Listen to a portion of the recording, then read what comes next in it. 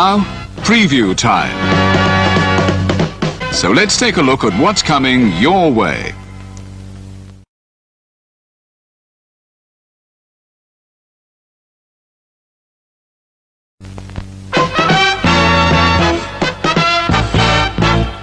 And now, preview time. So let's take a look at what's coming your way.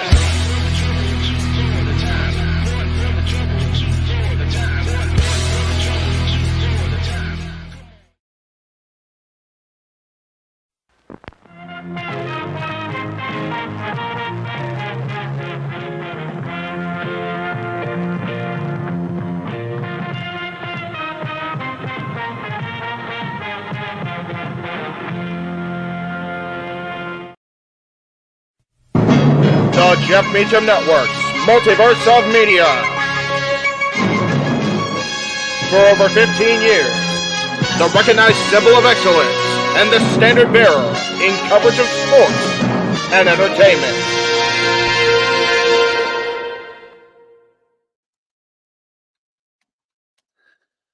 What is up, everybody? Happy Thursday. Let's see.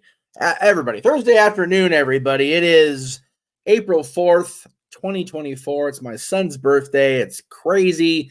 And we are live across the JMN Network Multiverse of Media with our coverage of Josh Barnett's Bloodsport X, part of the GCW Collective. Just so pleased and tickled to be here. And just so the people waiting in the green room know now, I am actually removing the Twitter. Actually, I can't do that. Whoever, I believe it's Walter. If you can remove the Twitter thing from your from the output, we only do the watch-alongs on YouTube, just for the record, brother.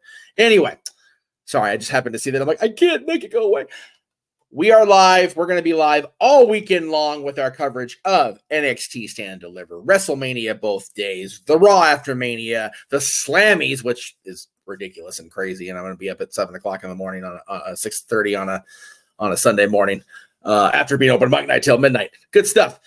But I am excited to bring our first ever time covering GCW officially on our Multiverse Media streams. Josh Barnett's Bloodsport X, easy for me to say, Jesus. And with that, I'm going to bring in our commentary team for today. The first commentary team of the weekend, Mr. Reliable himself, Walter Cruz, and the He-Man himself, James Hebert. Gentlemen, it is my absolute delight to have you guys doing your thing today. Yes, it was. So thank you, Walter. Yeah, I don't know how to do that, to be honest. Like, once I get to my 8, I'm like, I don't know what to do. So that's why we have more than one producer doing this shit, guys. Anyway, that is true. As Colin said, it is Mania weekend. It is upon us. We're here. We're doing the thing. And Noah, of course, is working from home today, every third week, apparently. So have a good call, y'all. I'm working from home, so I'll be listening and watching when I can. We all need to get a job where we work from home. That's the dream, right? True that. Yeah. And as Noah said during the watch along trailer, we gotta get it in. All the wrestling, wrestling, and sports entertainment. But at least more interesting to me this year. True that. And so it is. It's good stuff, gentlemen. We have a 8-match card ahead of us, and I will say my piece real quick, and then I'll bow out and let you guys do your thing. Thank you again to everybody who is watching already. Thank you to everybody that will watch on demand if it's too early in the day, and I get it. It's Thursday afternoon. It's not just a random day for some of you. Some of you have spring break from school, and that's great. some of you are on spring break from school, which means your parents have to, your parents aren't watching because they have to come pick your asses up from wherever you are today. So, Walter making a good point. GCW. JJ's with us. Kick ass, boys. So hopefully we will. And by the way, JJ's saying kick ass boys, not to go kick the gun boys. We don't want to kick the ass boys until at least Saturday. No. Oh, no. Rampage is on Friday. So after the Hall of Fame, you can go kick the ass boys. That's fine. I can't believe they're doing Collision after Mania, by the way. What the They are insane, though. But again, after what we heard on Monday, the booking it makes so much more sense for all the wrong reasons. Anyway, so guys, have a great call. I'll be sitting here doing the producer button thing, and I have the match card ready for you guys. I have it in order of how I have it listed. So if you guys want to do predictions for the first hour, people ask me, why are you on so early? Like, the show's not till 4:00. It's like, well, we've never done a GCW thing before. We've never done a Bloodsport watch along before, and I'm not educated about who's on this show other than the fact that like I know the names, but I don't know some of these guys' histories. I don't know how we've got here, and that's why I have this awesome team I do, because they know more than me. So, yes. Gentlemen, have fun. Yes. And Jeff, before you go, or while you're about to go, can you do me a favor? Make sure you send me the match graphics. I need match graphics if I'm producing. Oh, but I told you I have them. I got to do so I got to load them. But since you might be producing if I have to leave, I understand what you're saying. So yes, I will do that. All right, thank you very much. You're welcome. Okay, bye. Noah, also, since you are in the chat, good sir, if you could do me a favor and make my job a little bit easier, since I'm also possibly could be producing. If Jeff ends up having to leave, not right away, can you do the whole somebody such and such defeated such and such for such and such title if there's a title on the line, and then just send that to me, and then I can just copy pasting and then have it on the ticker and shit. That's if we come to that. Okay. Well, I haven't been doing results the last couple shows just because it's been like crazy to keep up with. But if I need to, I have no problem doing it. That's fine. As far as I know, Masha Slamovich is the only actual champion. She has a GCW title. But I can still do results because I can read and I can type. Thank God for those basic skills. So there you go. And you know what, Walter? Since you brought it up, let's go ahead and just talk about the well, I want to call them elephant in the room because they're both pretty. They're both in good shape if they're going to be on a show like this. But it was announced. I forget how long ago they made this big match official, but Shaina Basler is on loan or being borrowed or however you want to call it from WWE. And by the way, the graphic I was showing earlier about the tournament is obviously out of date because Masha is on that graphic too. So that was my bad earlier, boys, for both of you I was talking to in the chat room earlier. There you go. Because Masha's on this one and she's obviously not in that tournament because she's fighting Shaina Basler. But Shaina Basler, Masha Slamovich. Have fun. There you go. All right, James. All right. So Masha, Shaina, MMA versus wrestling, Russia versus Dakota, USA versus Russia. You know what else that happened in Philadelphia? In what movie? The Rocky. Isn't that a queen getting? Yeah, it's true. It's female Rocky all over again. That's true. Yeah, exactly. So do we go with the same storyline as we go in the Rocky movie, or does Shaina prevail, or does Masha prevail? Shaina, who has legit MMA background, she's kickboxer. She has MMA. She's been in the UFC. Poor Shaina when she fought Amanda Nunes. I don't know if you ever saw that. But I have unfortunately saw that disaster. Yes, yes. And then Masha, who's the TNA superstar. So this is TNA versus WWE MMA. Who do you got for this? I'm gonna go. If it was for the title, I would be like Masha all day. But for because I think this is just a exhibition, I'm gonna go with Shaina because Shaina is obviously the big star coming in. Both women, by the way, you call this is going to be like Rocky and Rocky 4. this isn't going to be like Rocky at all. This is going to be like Alien versus Predator because these two women are going to absolutely beat that shit out of each other. So no, I'm gonna go with Shaina because I genuinely think that they brought her in for a reason. She's the reason why a lot of people are tuning into the show today. Let's be real with us, with ourselves. Like they're the reason why they're probably getting a big spike in the buy rate. So and for those of you that don't know, Masha actually has Bloodsport. She has Bloodsport experience. She's been in these matches before. She's had 3 of them. She's 1 and 2 in these matches. And for you that don't know, there are special rules. You have to win by either knockout or submission. So we got the Kulovina clutch versus the snowplow, which I could definitely see. Call professional wrestling what you want. You hit that snowplow the wrong way, somebody's getting knocked out. And you can definitely see somebody getting knocked out with that snowplow. But can she get Shaina up for that? Will Shaina allow her to do that? Or is she going to turn around and reverse moves? Because I can see her slipping right off the shoulder, coming on her back, and turning into the Kulovina clutch. So, yeah, and Noah agreed, by the way, with Nunes. But when it comes to Shaina and Masha, even though she's not on the same level as Shaina was, especially at the level that Shaina was at in MMA, she also has a little bit of MMA experience. So I don't think it's going to be a totally one-sided affair when it comes to, Shaina and Masha, but definitely I think Shaina takes the win on this. Yeah, I'm also going to go with Shaina.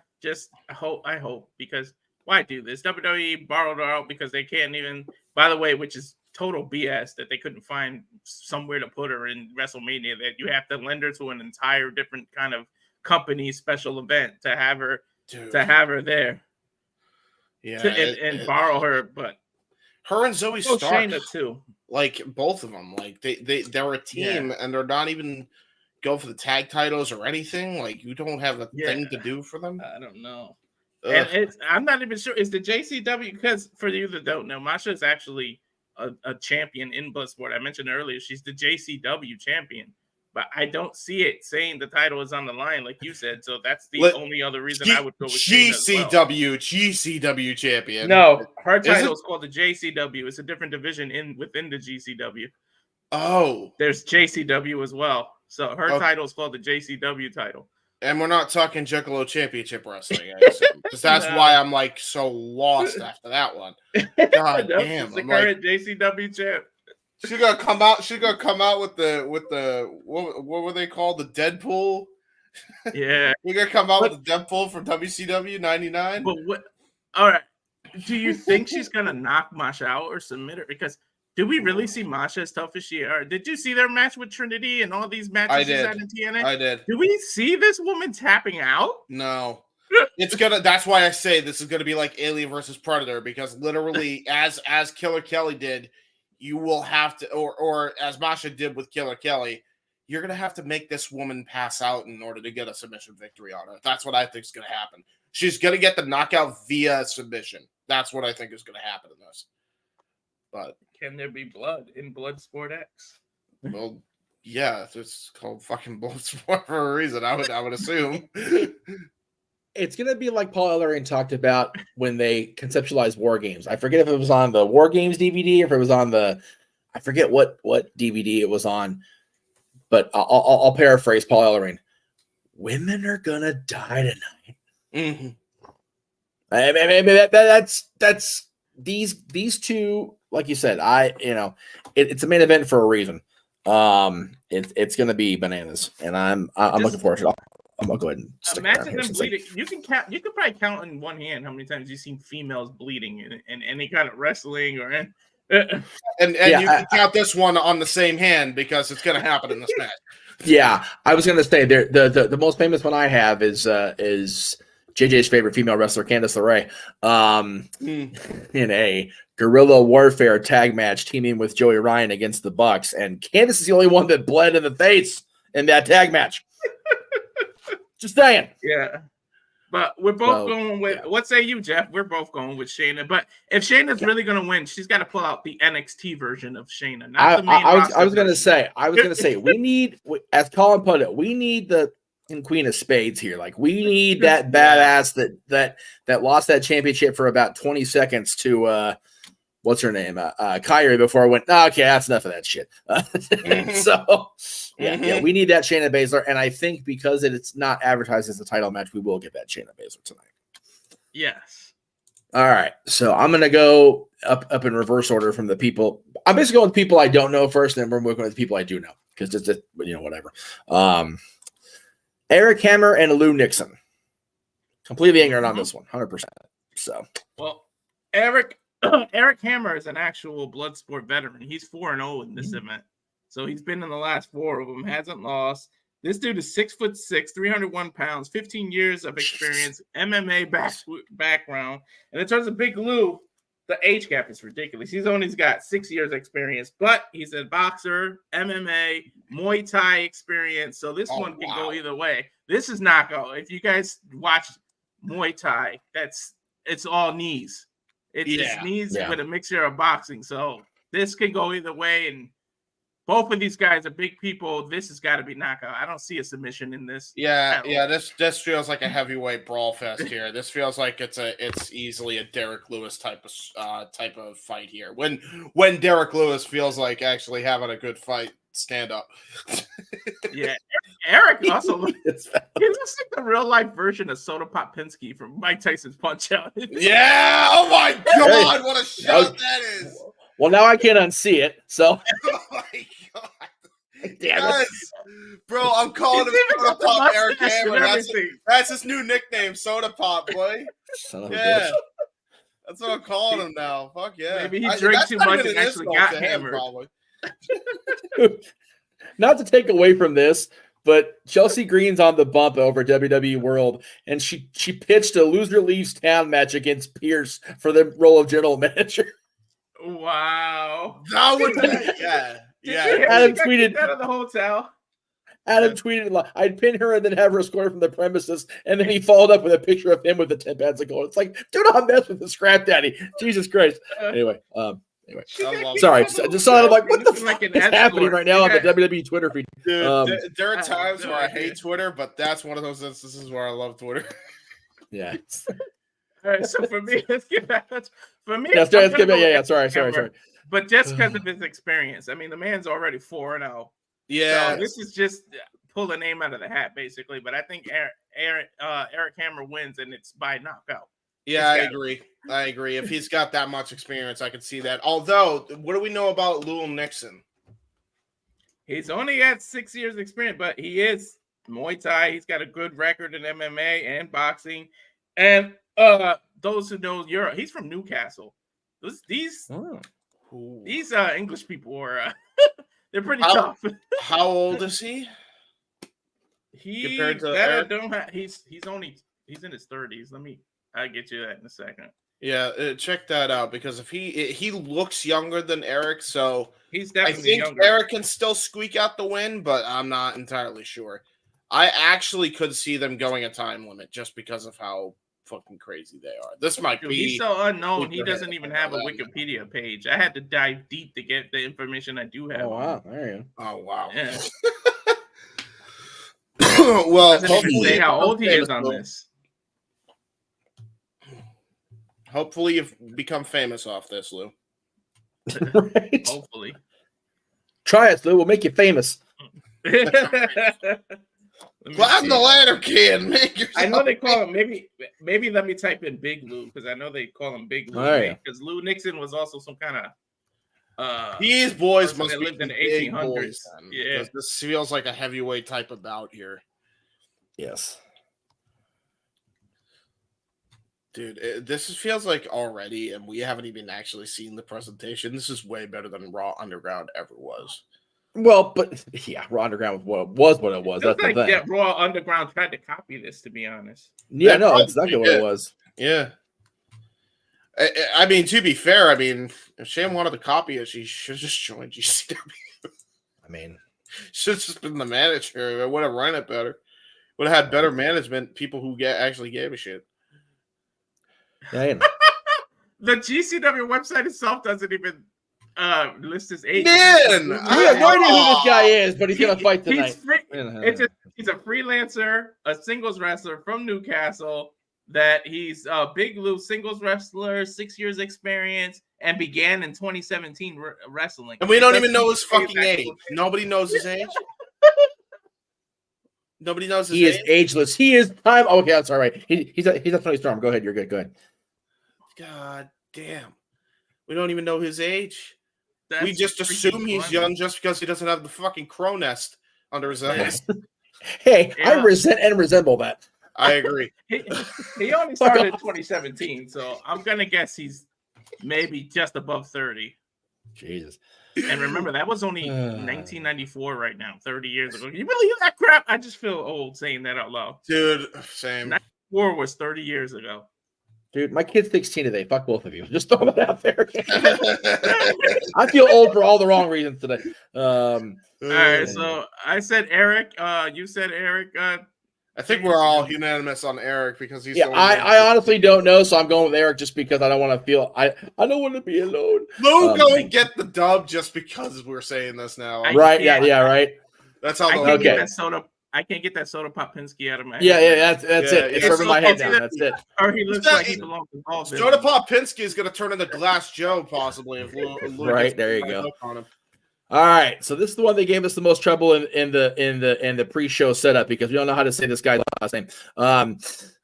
Fuminori Abe is what I'm going with. I don't know. Abi. I'm going to go with Abi so we can make the joke later. That's right. Fuminori Abi versus Walter Namora. Takuya Namora. I can do. Yeah, that's pretty easy. But they're both from Big Japan Wrestling. They're both from BJW. And what's funny is Fuminori is a tag team specialist. He's actually been a BJW tag team champ. Takuya Namora is he's been the heavyweight champ. A lot of people, if you look online when I was researching, they think this might be the match of the night, and this might steal it. For good reason. I don't know if I watched a couple on YouTube a couple of these matches. So for me, and it's not because I can't pronounce his name, but Fuminori is the winner here, and he has submission specialist and knockout power. So I'll go with Fuminori. I mean, I can't guess how we win though. Yeah. Now, well, it's either one or the other in Bloodsport too. So it's, yeah. Now, I don't know much about these guys. Walter actually knows more than me in this case, which is why he's going to be mostly the play-by-play guy on this. But I do know this much. These boys are from Japan, number one, so they're tough as nails already. Number two, they're from Big Japan Pro Wrestling. Yes. Mm-hmm. I'm going to just say that where it is. And I will say this for the uneducated. Big Japan took over where FMW left. Mm-hmm. Mm-hmm. You do the math on that one. And at least there's not a big age gap in this one. Abe or Ab, whatever we're gonna call him, is only 29, Abby. And Abby for the joke. Abby for the joke. The other was 30. So yeah, a lot of these matches, when I looked it up, they got huge age gaps. Like it's ridiculous. Yeah. Yes. All right, so I'm just gonna say Abe just for the joke later, just because I don't. Yeah. I'd be having no clue for real, but that's okay. I'd be damned if he doesn't win. That's right. All right, so I'm a little more familiar with Akira, and Akira is actually fighting somebody else in a couple weeks on a different show's card. We'll talk about that when we get to that match, but Matt Makowski, or as I'm going to call him today, Makowski, because I'm a dad, you know, I can get away with that shit because I'm a Disney person. So Matt Makowski is fighting Akira, and damn it. Again, we're trying to be serious, but it's we're not really, because we honestly don't, we're trying to impart our own little Jeff Meacham Network sprinkle dust on this stuff because it's going to be fun. I'm familiar enough with Akira to think that I would think he would get the Duke in this fight, but I'm not familiar enough with Makowski to argue against him. So, Walter, enlighten us. Yes. Makowski, MMA background. He wasn't in the UFC, but he was in UFC's competition Bellator. I've seen a couple of his fights. He's also been in Bloodsport before. Oh. So it doesn't have the greatest record, but he's been in there. Well, He's been in Bellator. And he has a kickboxing background. So, and Muay Thai. So this is closer to home. And for Akira, he's from MLW. He was a former MLW middleweight champion. So, okay, yeah, Akira's getting the Duke. Yeah. I mean, yeah. If you've got that much, well, it's funny. We talked about earlier. Off camera, it's like the reason it's going to be so good is because yes, you have talents from all three companies, but those three companies aren't booking this. If WWE was booking it, the MLW guy wouldn't win. No. It's just lawsuits are a thing. Yeah, I gotta. You guys are going with Matt? Yeah, I'm going with Akira. I'm going with Akira as well. I'm going with Akira. It's kind of boring that we all keep picking the same thing. I'll go with Matt Makowski just to be different from. There you go. Yeah, there you go. Plus, there you he go. Looks like a legit badass. Just look at the picture alone. Akira looks like somebody that you want to punch in the face, though. Both of them look like they're a few fries short of a fucking Happy Meal, dude. I'm just saying. No, that's valid. Yeah, I would say I'd rather have those guys standing next to me than across from me in a fight. Exactly. Matt Makowski looking like he's angrier than Shane Strickland, and that's hard to do. And I can't now. Yeah. I can't get the Mike Wazowski out of my head now. Mike Wazowski angry. Mike Makowski. There you go. That's it. I hope it doesn't follow him if it's career. Like if anybody's watching this, please don't take my shit seriously. Like we're ribbing. We're totally ribbing. Now you need the lady at Monsters to announce it and just go, Matt Wazowski. Thank you for watching. Always watching. Anyway, always watching Bloodsport. Always watching Makowski. I mean, technically speaking, Roz was a coworker of mine at one point. So there you go. Anyway, but we love her anyway. All right. So these two I actually know. So Timothy Thatcher and Axel, I guess he's Tischer. Again, Tischer, yeah. Timothy Thatcher, I had the privilege of seeing team up with the guy whose name's been in the news here this week, Drew Gulak, and we're going to leave that right where it is. Oh, no. Would that be? But he and Timothy were actually the, for lack of a better term, the Marquez ran promotion tag team champions. This is Hollywood Heritage tag titles, and they like it was a few different names for it. But the reason I remember that now is because Marquez put up recently about gifting one of those Heritage tag titles to Gulak for his gym, where he trains wrestlers. So one of those belts is hanging in that gym there. But Timothy Thatcher has also been back in the limelight more recently. He's been involved in like fight pit type matches with I think it was NXT. This guy is he definitely belongs on this show. He's definitely a little rugged, a little rough around the edges. Mm-hmm. And he is a bad dude. And then Axel, my goodness, man, when somehow how he was the only guy that actually had his job remain lost in the exodus of Sanity, but everybody else end up getting hired back or bouncing back on their feet with TNA and EY. Yeah, that's a good point. Ring Comp. I forgot about Ring Comp. Thank you. Ring Comp and also he was an Imperium. Yeah. So Axel is just one of those guys that he's got everything going for him except the timing of when he's been on national or global exposure, because this guy's he's a freak of nature. He's got the look of a guy that's I'm not messing with you today, but thank you. Appreciate you. He's a big dude, man. He is like I met him. I don't know if it was an Access or what it was. He is a big sumbitch. And Timothy's not they're both. It's if it was a WWE thing, it'd be big meaty men slapping meat, but this is like two big guys just beating out of each other at a Bloodsport show. This is exactly what it's going to be, and submission or knockout is so suited for both of these guys, without a doubt. Yeah, Timothy Thatcher is a submission specialist. He is. Can he lock one of these big ass tree trunk limbs that Axel Thatcher has? And for you that don't remember he was Wolf from Sanity. He was He was Alexander Wolf from Sanity. I think people would recognize him more from that. But they both of them were in NXT at one point. Mm-hmm. Yep. Yeah, Different these guys. Yeah, these guys are probably every match going forward. I'm very aware of everybody, and both people involved going forward here. That's why I went the order I went in. But I'm looking forward to this because I've had the ability to see both these guys so many times doing so many things. My pick personally is going to be Thatcher because he's got strength and submission, but he can also knock a fucker out if he needs to. Yep. So that's my stance on it. I agree. I'm gonna go with Thatcher too, just because I just don't see Axel being the big draw here. I think he's just here for showcase to see Timothy Thatcher beat someone so big, so we can go, holy shit, he did it, or this big dude out. Like it's just a fall guy, pretty much.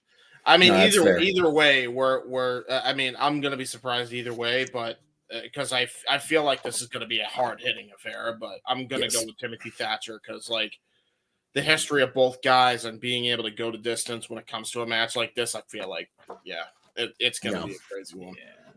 No. And AEW screwed up. They had Thatcher too, didn't they? Have them in their version of ROH? Yeah, for a cup of coffee, and then they did a cup of coffee. They just screwed it up. Yeah. Well, I mean, you know what? Let's save that for open mic night Saturday show. Honestly, the interview with Punk and then the immediate, and I mean instantaneous fall of all those AEW releases. You can't tell me they're not related. They're not unrelated to each other. And somebody else had something to say about it on the air. Yeah, and we'll definitely get into it ish. I mean, again, it all depends how deep Mania goes, how long Mania goes Saturday night. We're also going to have a post show Sunday night. It won't be an open mic night officially named open mic night, but we're definitely going to be talking about the rest of the wrestling world because WrestleMania is WrestleMania. There's no doubt about it, but they're also life goes on. News keeps moving forward. And this one, I was surprised to hear James talk about this next one. So I'm going to go ahead and say my piece real quick because I remember seeing Royce Isaacs also part of the Marquez promotion out here. And I immediately went, oh God, they kill this guy. Minoru Suzuki is literally going to murder somebody live on pay-per-view right now. And James made it clear, Royce Isaacs. Apparently, Royce Isaacs has definitely gotten into his groove outside of the quote-unquote NWA bubble. So, so James, enlighten me and the rest of the world on Isaacs because we've seen Suzuki on AEW television, and we've been told the legend many a time on AEW TV of Minoru Suzuki and his insanity. Yes. But what about Royce? Royce has been on an absolute tear ever since becoming a partner of Jarrell Nelson. 4 words. West Coast Team Filthy crew. Team Filthy with Royce involved in it. Man, those 3 are nothing to be trifled with in the goddamn slightest. Okay. I mean, these guys are bad men. Royce Isaacs has had a whole new demeanor about him since joining Team Filthy, and he's been on a tear on MLW and elsewhere in New Japan as well.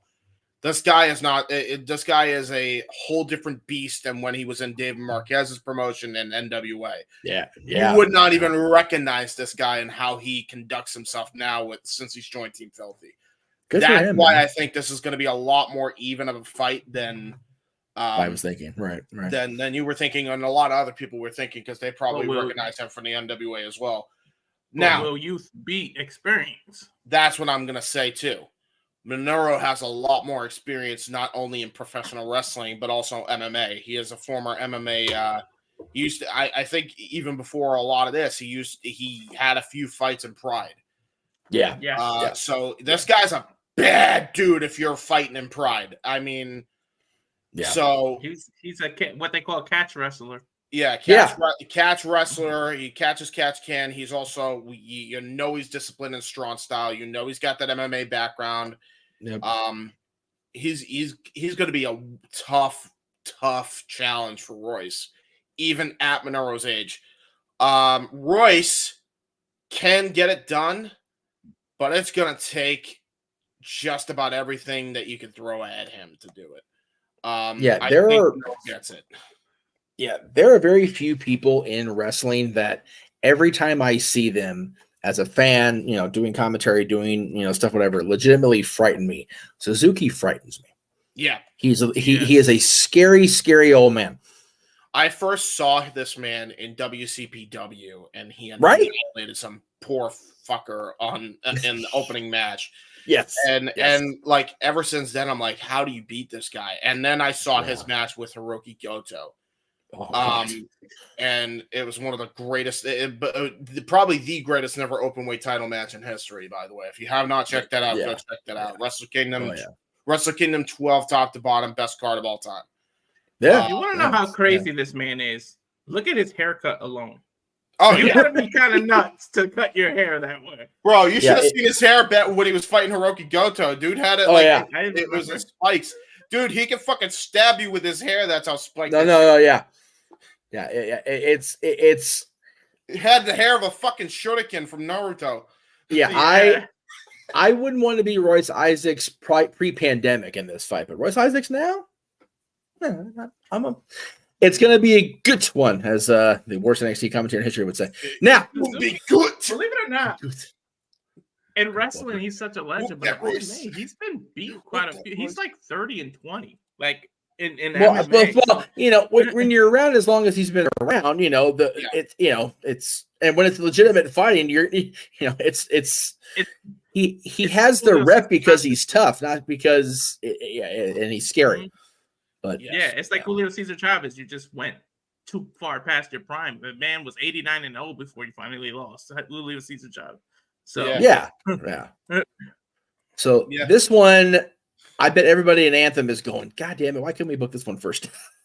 Oh my god, man! These names need no explanation, but let's get to Jeff because we know all he knows about Nick. Dude, again, Speedball Mike Bailey, like he has been one of the guys that since I started watching Impact / TNA again, I go, man, if he'd have been in the X Division was still like in its infancy, AJ Styles would have been like dragging his tongue on the floor. Like, I love AJ Styles. I'm not even gonna lie, and he's still one of the best in the world even now.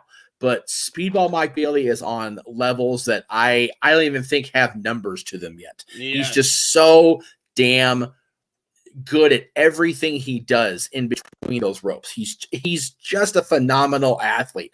And then you got Nick Nemeth, who, again, I'm biased. He's a buddy, but probably the most underutilized guy in WWE until they realized they were doing it, and it was too late. Yep. Yes, former world champion. Yes, Triple Crown champion. Yes, Grand Slam champion. Great.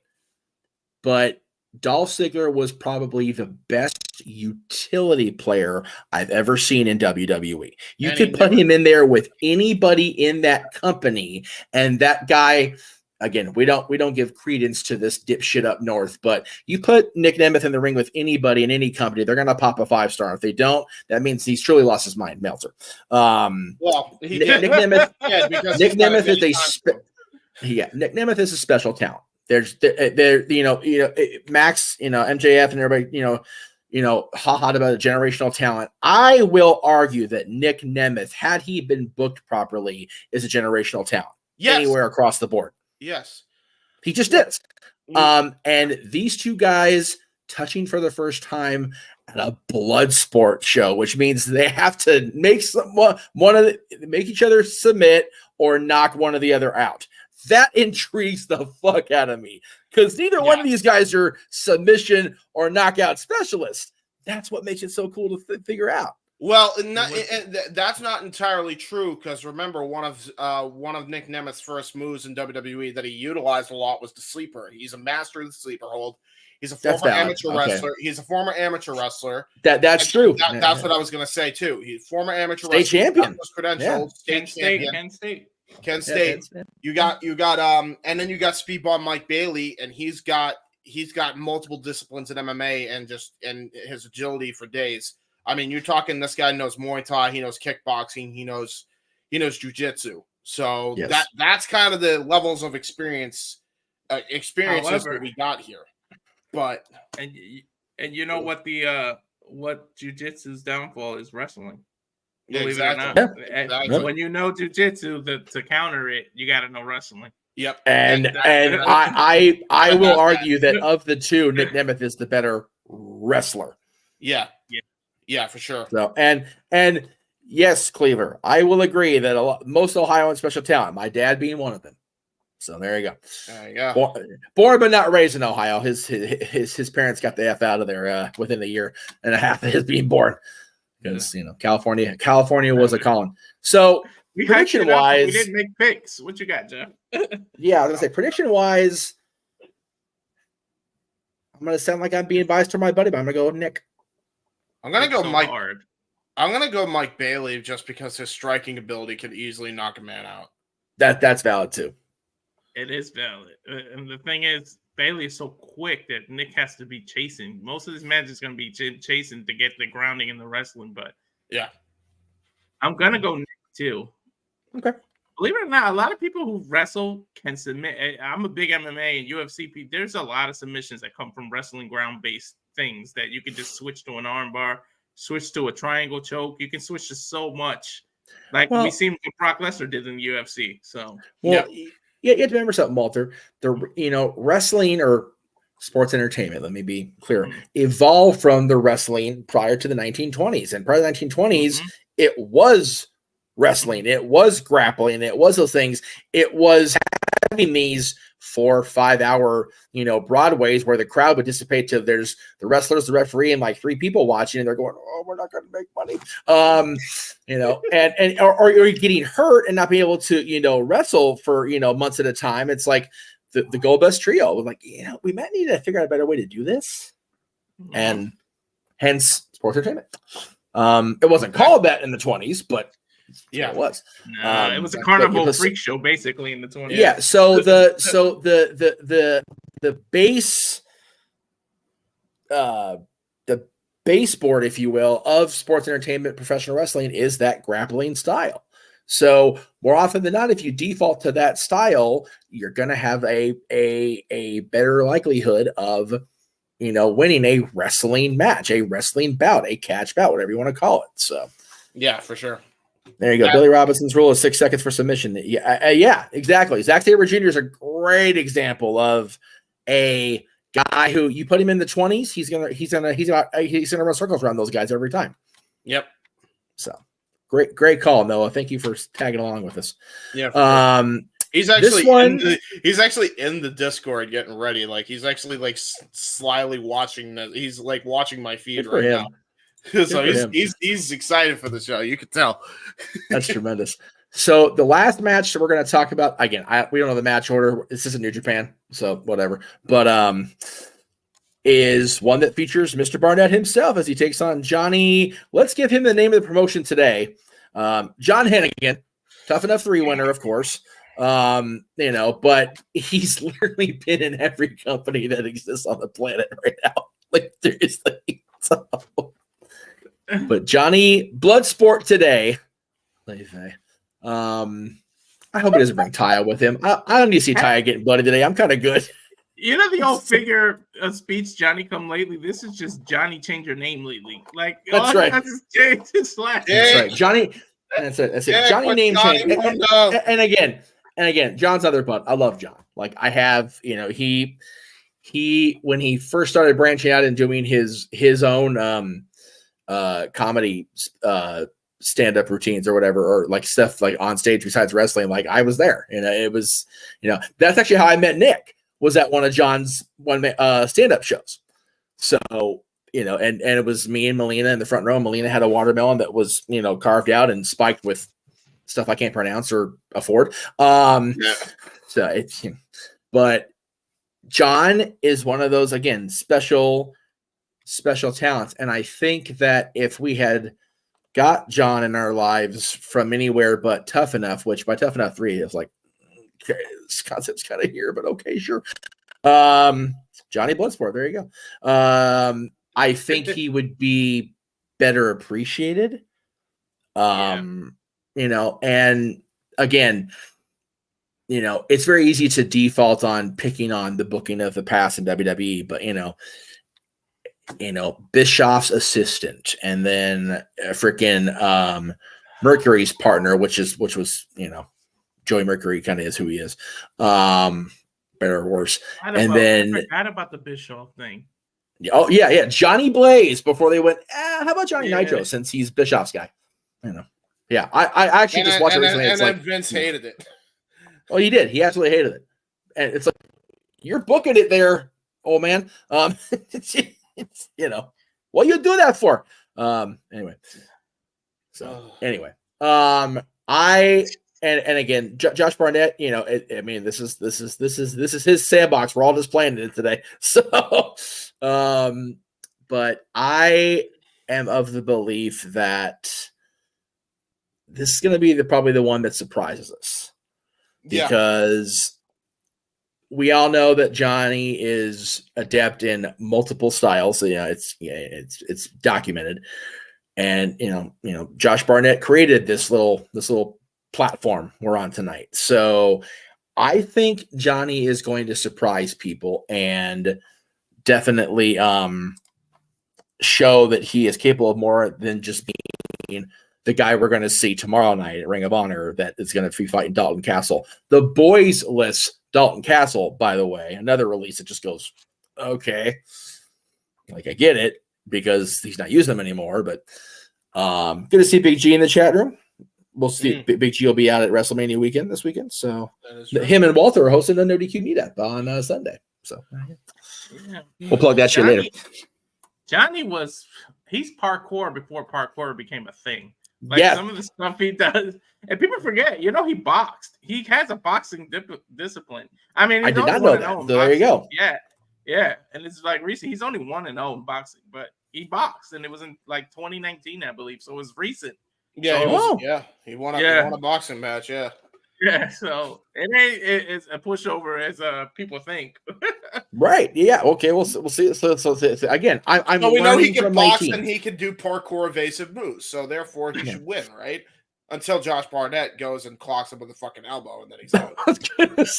Or when Josh can submit the hell. He's got so many submissions that it's just Dude, and he's the youngest UFC heavyweight champion ever for a damn reason. Like he took Randy Couture in his prime and made it look easy.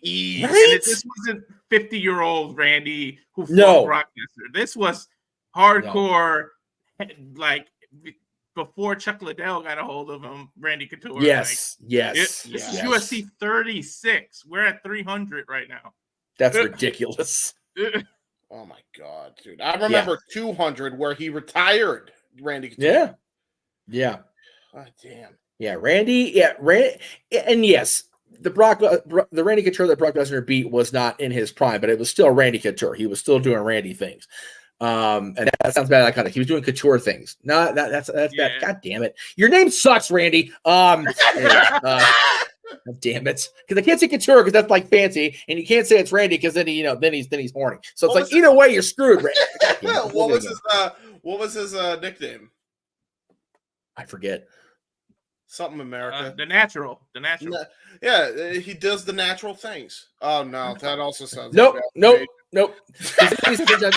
Because he's infringing Dustin Rhodes too. So that's true. All the things.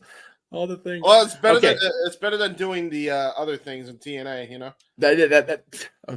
which TNA? Anyway, again, we're anyway.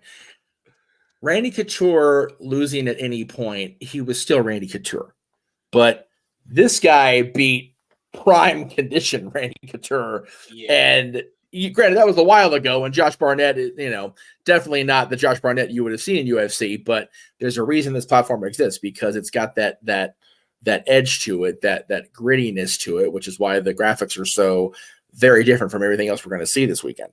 And the fights are going to be different from everything else we see this weekend because, like you said, only knockout or submission. And based in that, while Johnny Bloodsport does have the boxing background very recently, as a matter of fact, I'm still going with Barnett. Yeah. You could just say JB wins and be right either way. That's true. JB wins. That's right. That's true. That's true. Depending on how hard they hit the other, I mean, some JB as in Jim Beam to heal their teeth up. That's true. I feel better. Get Dr. DMD on standby. Dr. I wonder if this will resemble. Barnett was in TNA for a cup of coffee too, and he fought Bobby Lashley, who has legit MMA background. Yes, he lost to Bobby Lashley, but I wonder if this match will kind of be booked similar to how they did that match. Interesting. I forgot about that. Yeah, that is true. That is true. So that is the trained Bobby Lashley as when he was in Bellator for a hot minute. That's true. Yeah. So Jeff went Barnett, right? Yes. Also. Yeah, we are all going Barnett. I feel. Yeah, I think I'm gonna go with him too. But I wouldn't be surprised if Johnny might shock you because I think Barnett is selfless enough to not book himself to look like you know what I mean. Well, and here's the other thing. I am of the belief that Barnett's also a fan, and John has a match tomorrow night against Dalton Castle that Dalton has to win. God, if Dalton doesn't win tomorrow night, he's dead. He's dead.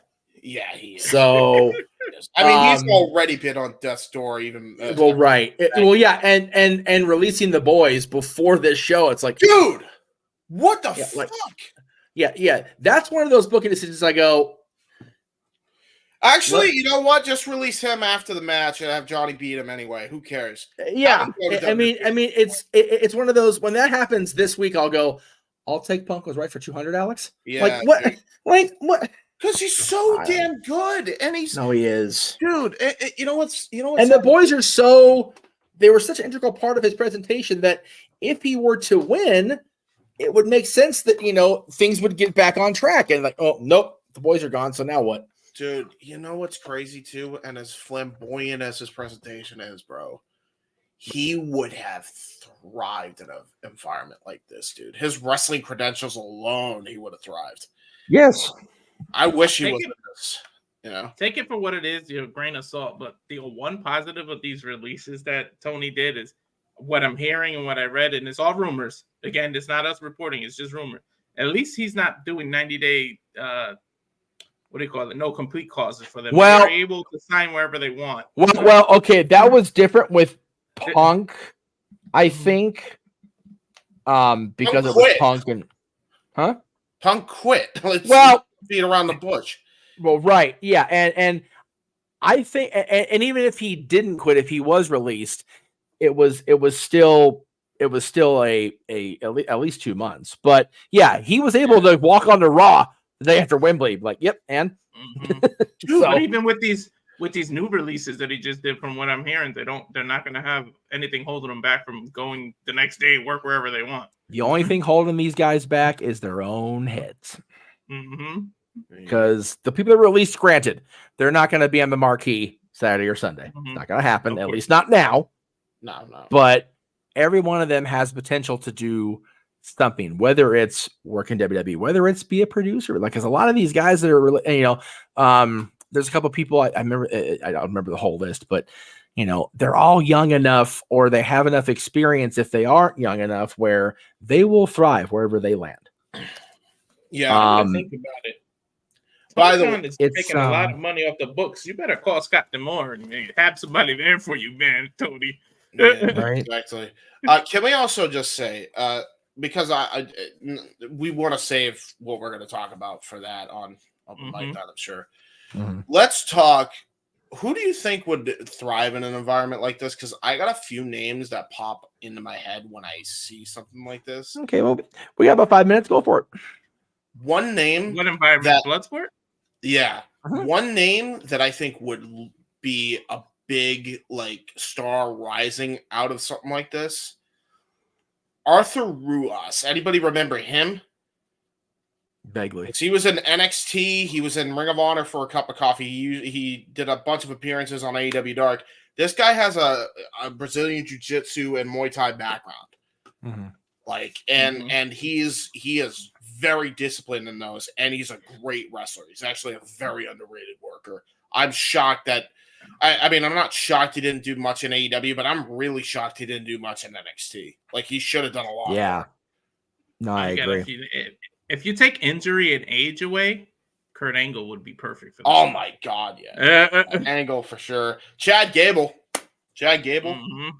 I'd love to see him. I'm curious what they're gonna do with him this weekend. Oh, like, that's I'm really not sold on him helping Sammy for Sammy's sake, right? I was thinking that too, that he might cost them the man. Like, I mean, I'm gonna go into my prediction stuff once we get back from dinner and I actually know how much time I have today. But that one's definitely got me intrigued. Yeah. So James, I sent you the graphics. I think all 9 of them are there because I had the tournament one. Go ahead and just ignore that one, obviously. Yeah, that is fair. That is fair. Okay. Do you have the video of the shills for the end too, James? Well, first off, don't see the graphics. Where did you send them? To Facebook Messenger. Okay, for some reason I'm not getting. Oh, there it is. I had to click on something for me to get something. What the heck? Messenger has become so derp the last couple weeks. Yeah, no, it takes a second. It does take a second to get it. Meta's just kind of glitch. Yeah, Meta's acting very minor. Anyway. Yeah, true. So. True. I got a million a day. I'm probably gonna have to use them because I have no idea what's going on. That's true. All right. Yeah. No. I should be able to download them. I did get the notification they're released in here, and now I'm getting the graphics. Yeah. By the way, what was your question? What was your question, Walter? Sorry. I don't even remember. I was gonna say now. So about the video at the end. Oh, the shill video. Yeah. So I will load the graphics into StreamYard. He has the graphics. We have everything there. Yeah, that was my finger, son of a bitch. How the hell did we get to Thursday already? WrestleMania, right? Yeah, I don't even know. Like, did we just wrap Raw and Brooklyn? What the hell? I remember. I swear, I remember the graphic that said WrestleMania 180 days away, and we're like, damn, that's a long time. And look how quick this came. Yeah, it's bananas. Well, but again, you're going to your first Mania, so you've been for a while now. I know how it feels, brother. I've been to a couple of them now, so it's last year was special because I got to see it, and God, the forum was right there. It was like, oh, I'm home. So it was a cool weekend. And the rumor is what, Minnesota next year? That's what they keep saying. I will say this. If WrestleMania is in Vegas in 2026, like they've been talking about, we will find a way to get everybody on the ground there. I'm going. I'm definitely going. When it's in Vegas, I'm even thinking about going. I've never been to Vegas, so my problem is Minnesota in March/April. Ooh. Yeah, no, that's gonna be colder than a mother-in-law's kiss there. No. Oof. Yeah. And yes, that was a shot if you're watching. Anyway, hey, that was a shot at what? Who? She knows. I got it right away. Walter understands. Yeah. I guess you'll have to fill me in because obviously that was an insider. What I said was it'll be colder than a mother-in-law's kiss in Minnesota in March and April. Now I get it. Okay. Yeah, it's about as cold as, remember that old cartoon that had the mother-in-law car and they had the little bubble for the mother-in-law way in the back? Yeah. You remember that? I remember. All right. I got the graphics. Yeah. Yay. Because we are under 1 minute. We are under 1 minute. And again, in theory, that's if they start the stream on time. Sometimes Triller /fight likes to be fucking weird. Oh, don't even get me started on those guys. Like we get to watch this show, so I won't say anything during the show. But once the show's over, I will. They fucked it. They fucked it again. They fuck up again. Son of a bitch. Son of a bitch. I see Noah. I see me. I see Noah. I see rain. No, wait, that's all right. All right. And now it's at 0 seconds, and stream has begun. Copyright notice. Just begun. Everybody can see, right? Let me know. I don't know. Well, the unauthorized reproduction or distribution of copyrighted work is illegal and protected by the United States. We all set. FBI, if you do this, we will find you and we will kill you. Stream starts in 6 seconds. 5, 4, 3, 3, 2, 1. 1. Introduce us, Walter. All right, everyone. In conjunction with Jay Hebert Studios, Casa de 18 Studios, Jeff Beacham Network, this is Rage of Wrestling, Walter and Jay Hebert on the call for Bloodsport X, or should I say Jason Barnett's Bloodsport X. Let's not take the credit away from him. So welcome, everyone. How you feeling about this, Jay? I'm good, man. I'm looking forward to it. I've been looking forward to this event for a very long while. Very innovative concept and very different type of feel when it comes to this style of presentation. When it comes to pro wrestling, a little bit of a hybrid between MMA and wrestling. So I'm looking forward to it, man. I mean, I don't think people realize how much of an MMA guy I am. They know how much of an MMA guy you are. So this is absolutely something I'm really looking forward to. Like, no ropes. No nonsense. This is just cage. a knockdown, drag out fight, man.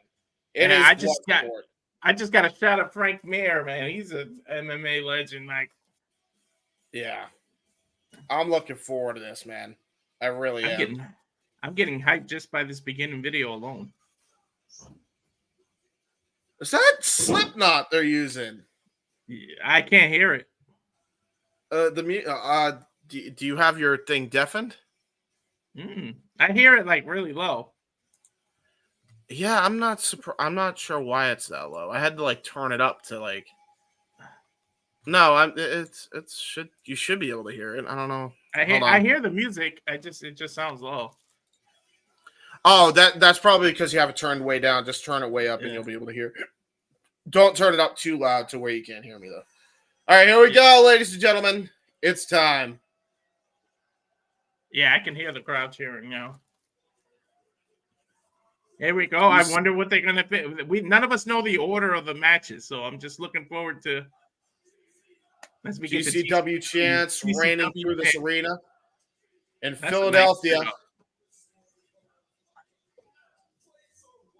It's funny that it starts at 4 p.m. Eastern and they're in Philly. You would think that would be in Japan or something. That's why they started early, but why so early?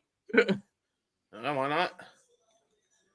And you'll notice, too, there's a lot of different wrestling companies that have been in this arena, whatever this arena is. Anybody want to educate me on what this arena is, that would be greatly helpful. But there's a lot of history in this arena, clearly, just by the banners alone. Is this the old ECW arena? It looks like it, but I wasn't sure. That's why I didn't want to talk out of turn. But it definitely has that old ECW-esque feel. Like the Hammerstein Ballroom almost? Yeah, Hammerstein for sure, yeah. Mm-hmm. Yeah, well, not even just Hammerstein, but the old ECW arena in Philadelphia. That's why I was wondering, is it that arena? But we'll find out, I'm sure, momentarily. All right, I just turned it up a little. Can you hear an echo? I want to make sure because I'm trying to hear the rules here. No. We know the rules if you checked it out. And it looks like we're starting things off with probably the hottest open you could start it off with. We're going to have Mike Bailey taking on Nick Nemeth here. How do you start with this? Oh, my God. Nemeth, a.k.a. Dolph Ziggler. I love this whole no rope thing. This is the first time I've watched Bloodsport. I've never watched Bloodsport before this. I just know a little bit of the prior people. And now I thought you were starting. I guess they're introducing everybody. They're introducing everyone. Yes. Okay. I was very confused. Sorry. Jesus. Who that? Why does he look like Pete Dunne? Wait. That's Minori. Is that Charlie? There he is. Kid? Mm-hmm. There's Minori. Sakura. Wait, why is Regal's kid here? I don't know. That's weird. Okay. Eric Hammer coming out next. Eric Hammer. They should say their name as they come out, not before. There's Soda Pop Pinske. Yeah, Soda Pop, baby. What's his name? Lou Nixon. There he is. Nixon. Oh, Jesus. Man, some of these dudes are humongous, man. Is that Royce Isaacs? Yeah, that's Royce Yeah, Isaacs. that's Royce. Holy shit, he's fucking jacked, bro. Bro. Oh, shit. There's the legit. There's the goat. Stop it for look. No one else got pictures taken by him. Look at that. Oh, that's adorable. Messing with fans in the crowd. That is frighteningly adorable by Minoru Suzuki. Giving a little flick of the chin to the kid there. That's awesome. You gotta love it. There's Alexander Wolf, the former Alexander Wolf. Former Alexander Wolf. I knew you were gonna slip up. I saw it. And that's why I said the former. I caught myself. What's his name now? Thatcher. There's Timothy Thatcher. What's his name again? Alex. What's his name? Alex. Why can't I think of it myself? Yeah, no, it's fine. It's fine. And here's one of the heavy hitters of the night, the main event. Yeah. Masha Slamovich, baby, and the crowd has gone nuts for her. By the way, I can't wait for Shaina. Axel, that's his name. Yeah. Shaina Basler. Dude, she's getting a that's pop. So crazy. She got a pop. Go ahead, Shaina. Dude, so this is not the ECW arena. This is actually Penn's Landing Caterers hall rental in Philadelphia. None of the shows this weekend, unfortunately, are in the ECW arena. So this is very reminiscent of it. Yes, no, it is. And there's Johnny. I'm just gonna call him Johnny Mundo because that's the better name. Johnny Bloodsport. Dude, look at those abs. My goodness, man. It's annoying, bro. I hate it. Like a human being should not look like that. And here's Josh Barnett, baby. Josh Barnett, the humongous dude, man. Look at that. Dude, look how he towers over the audience. Dude, he's huge. The only people that aren't as big tower over most of the guys. Uh-huh. Oh my gosh. I'm looking forward to this, man. So we do get the women's one-night tournament. They just said introducing the participant. Okay. So we are getting that. Okay. I will use the old graphic then, even though it's out of date, just because it's the only one we have, unless Jeff, you can make something in like record time. I'll work on it. Yeah, it shouldn't be too difficult. Okay, so we know Lady they're starting with but you know. Yeah. Lady Frost kind of looks like Frost from Mortal Kombat a little. That's kind of the gimmick, yeah. That's probably the idea, yeah. She's a beast, though, man. She is. Oh my God! Look at this woman from Mortal Kombat, looking like freaking what's his name? Jade. Chameleon or whatever the chameleon. Oh, Camille, yeah, Camille, yeah. What's that, Marina Shafir? Oh God. Yeah, Shafir. They have legit MMA feel to this. Yeah, for sure. I think Marina was the one that wasn't in the graphic, so I mean, it could. All right, so yeah, I guess I'm gonna assume they're gonna start with the 4 women now. The ones we didn't announce or do research on, and now they're going to start with that. I guarantee it. Son of a bitch. Okay, hang on.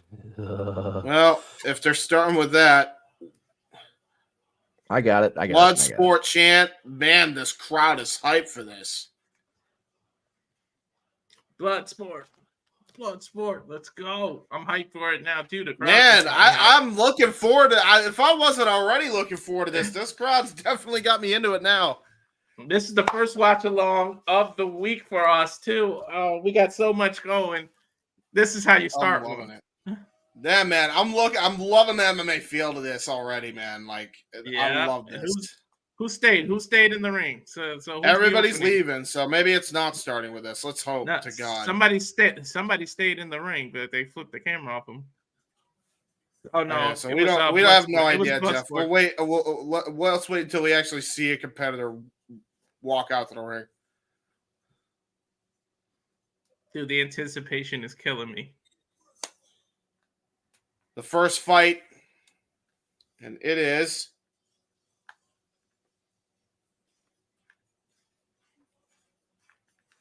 weird ass music. You can't identify people by their music because they're not going to use their gimmick songs. No, unless you know Nick Gage will use for whom Yeah. the bell tolls, so you know it's Nick Gage. Here we go. Akira Way. Okay, so this is the match. Akira Way versus so the guy that's name is Akira. That's the match. Yep. That's first, Jeff. There we go. Akira versus Matt Makowski. So Akira Way versus Matt. Matt. I was the only Makowski. one that went with Matt, right? So Yeah. let's see.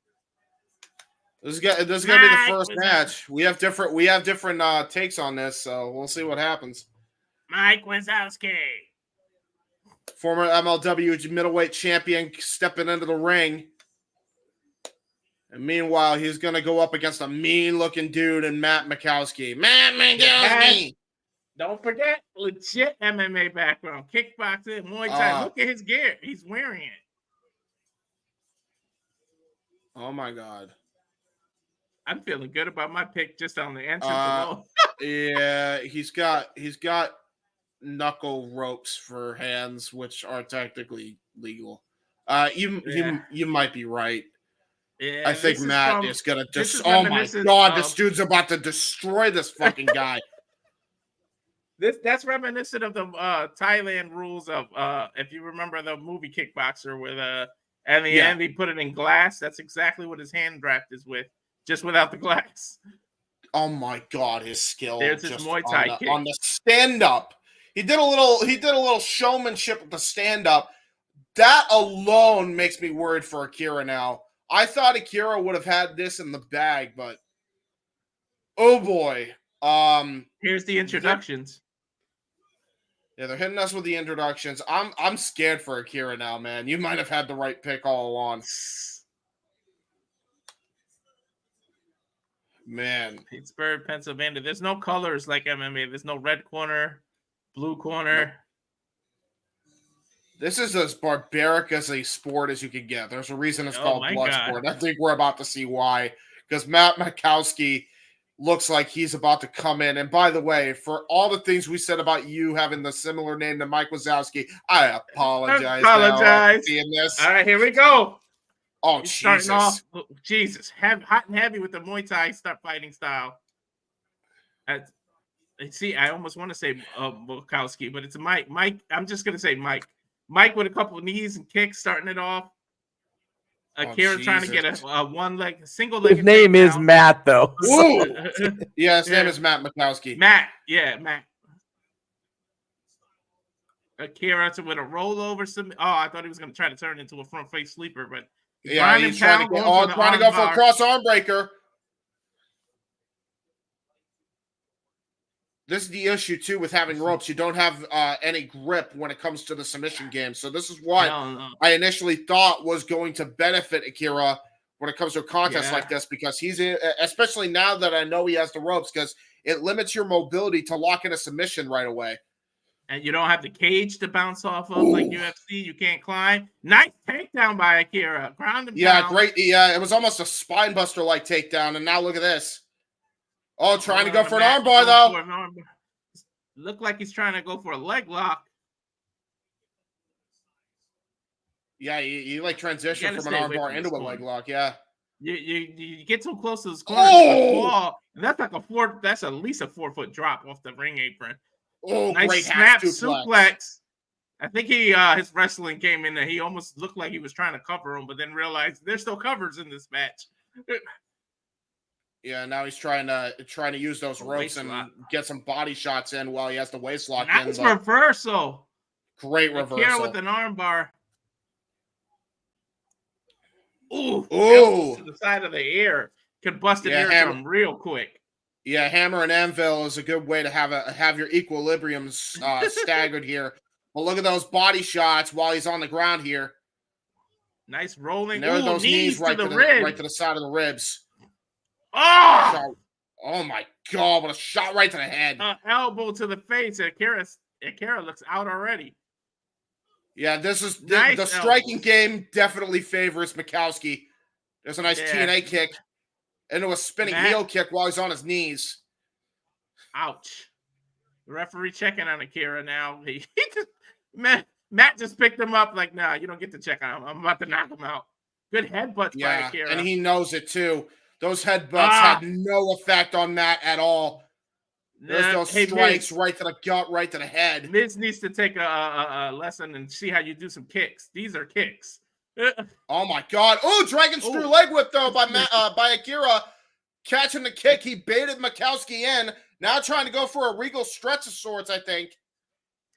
Now he's on a waist lock from behind. Deadlift German suplex, brutal. That's a lot of weight to deadlift, by the way. Yeah, that was a legitimate deadlift. A nice rear naked choke. Akira's trying to go for a rear naked choke, but he doesn't have it quite under the chin. Yeah, trying to go for a submission early here. Trying to make Matt Makowski pass out here. This is again with some elbows. The wrestling is definitely favoring him. Oh my God! What Nelson suplex! He just dropped him on the crown of his head. Back of his head. Yeah, he may have honestly hurt his neck there, and now he's going to try to give for a submission victory. Here is Akira. Reversal by Matt. Oh, Black Mass spinning heel kick, flip off, not knocked out yet. Ooh, back heel kick right to the back of the head. Matt legit just landed on his head about 3 times. Armbar. Into a takedown. Nice armringer suplex. And now trying to go for a Kimura lock of sorts. Almost a hammer lock version of it. That is a weird looking Kimura. Usually when you go for the Kimura, you go up above the head. That's what I'm saying. It's almost like he's got a version of the he's got a version of this where he has the he has a version of this where he actually had a hammerlock in there, but now Matt Makowski was able to get onto the outside of the ring here. Oh, no. Again, apparently there's no rule against the outside. I thought maybe they would make him go inside. Oh, suplex to the floor. There's no padding or mat on that floor. No, it's not. No, there isn't. He might have got knocked out. Referee starting to count. Akira is down. Is he moving? It's too wide of a camera shot. We can't see if he moved at all.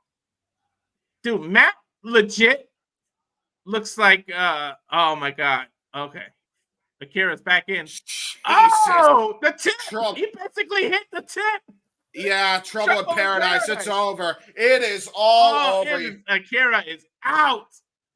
It is all over. Matt Makowski got the Duke with a Trouble in Paradise spinning heel kick. Matt legit looks like the God of War. Kratos right now. He looks legit does. like Kratos. he showed why he may very well be the God of War after a performance like that. What are you doing? Akira is out, but the referee hasn't called a match. How? That should have been it. There it is. I think he's trying to raise his hand. Like, what is going on? He gave Akira time to recover. I don't know how smart that is. No, it's over. It's over. It is over. Yeah. I think there's always a show of respect, and that's the whole thing. I think there's always a bow. Matt is Akira is still out on his feet, man. Ouch. Oh, that's why they're doing the MMA thing. Yeah. Matt. Wow. Matt Makowski, what a performance by this guy. He literally hate him all you want, but people who aren't watching, he literally used the Trouble in Paradise as a legit move to knock Akira out. No respect shown by Akira at all. Flip it off Matt Makowski. Holy hell. That is a legit... That just made me respect the Trouble in Paradise a hell of a lot more, because you would never picture someone hitting that in a real sport combat. Well, I mean, keep in mind, I mean, it absolutely can knock him out just like it did Akira. I mean, remember, when Kofi Kingston hit it on The Miz, he legitimately concussed The Miz. He concussed Mike. So it absolutely could do some damage. And this legit has a crazy feeling. There's no barrier between the crowd and the competitors or nothing. There's no barrier. Somebody gets I don't think anybody would be stupid enough when everybody has legit MMA backgrounds to try to, but there's no barrier or anything separating competitors from the audience. As we get a hype video now. Is that Speedball Mike Bailey? Speedball Mike Bailey, and it looks like they're Yeah. going to do the Nick Nemeth match. Nick Nemeth versus Speedball, baby. Here we go. I'm looking forward to this. Oh, they just showed Nick Nemeth's old Kent State wrestling, amateur wrestling. They got highlights of it. Yeah, man. This is legit. This is a legit like thing that they're presenting, and I love every bit of it. There it is. Nick Nemeth, of course, Bloodsport record. This is his first one, 0-0. Mike Bailey, who's had two fights in Bloodsport, lost, so he's 0-2.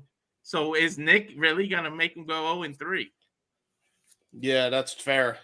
So since you're the play-by-play, giving the history lesson of everything, does that mean I got to do the what was his name, Mike Goldberg thing, and say it is all over after every knockout or submission? I gotta do it. I gotta do it. Yeah, Nick Nemeth looking ripped, man. He always had a great body with cheese.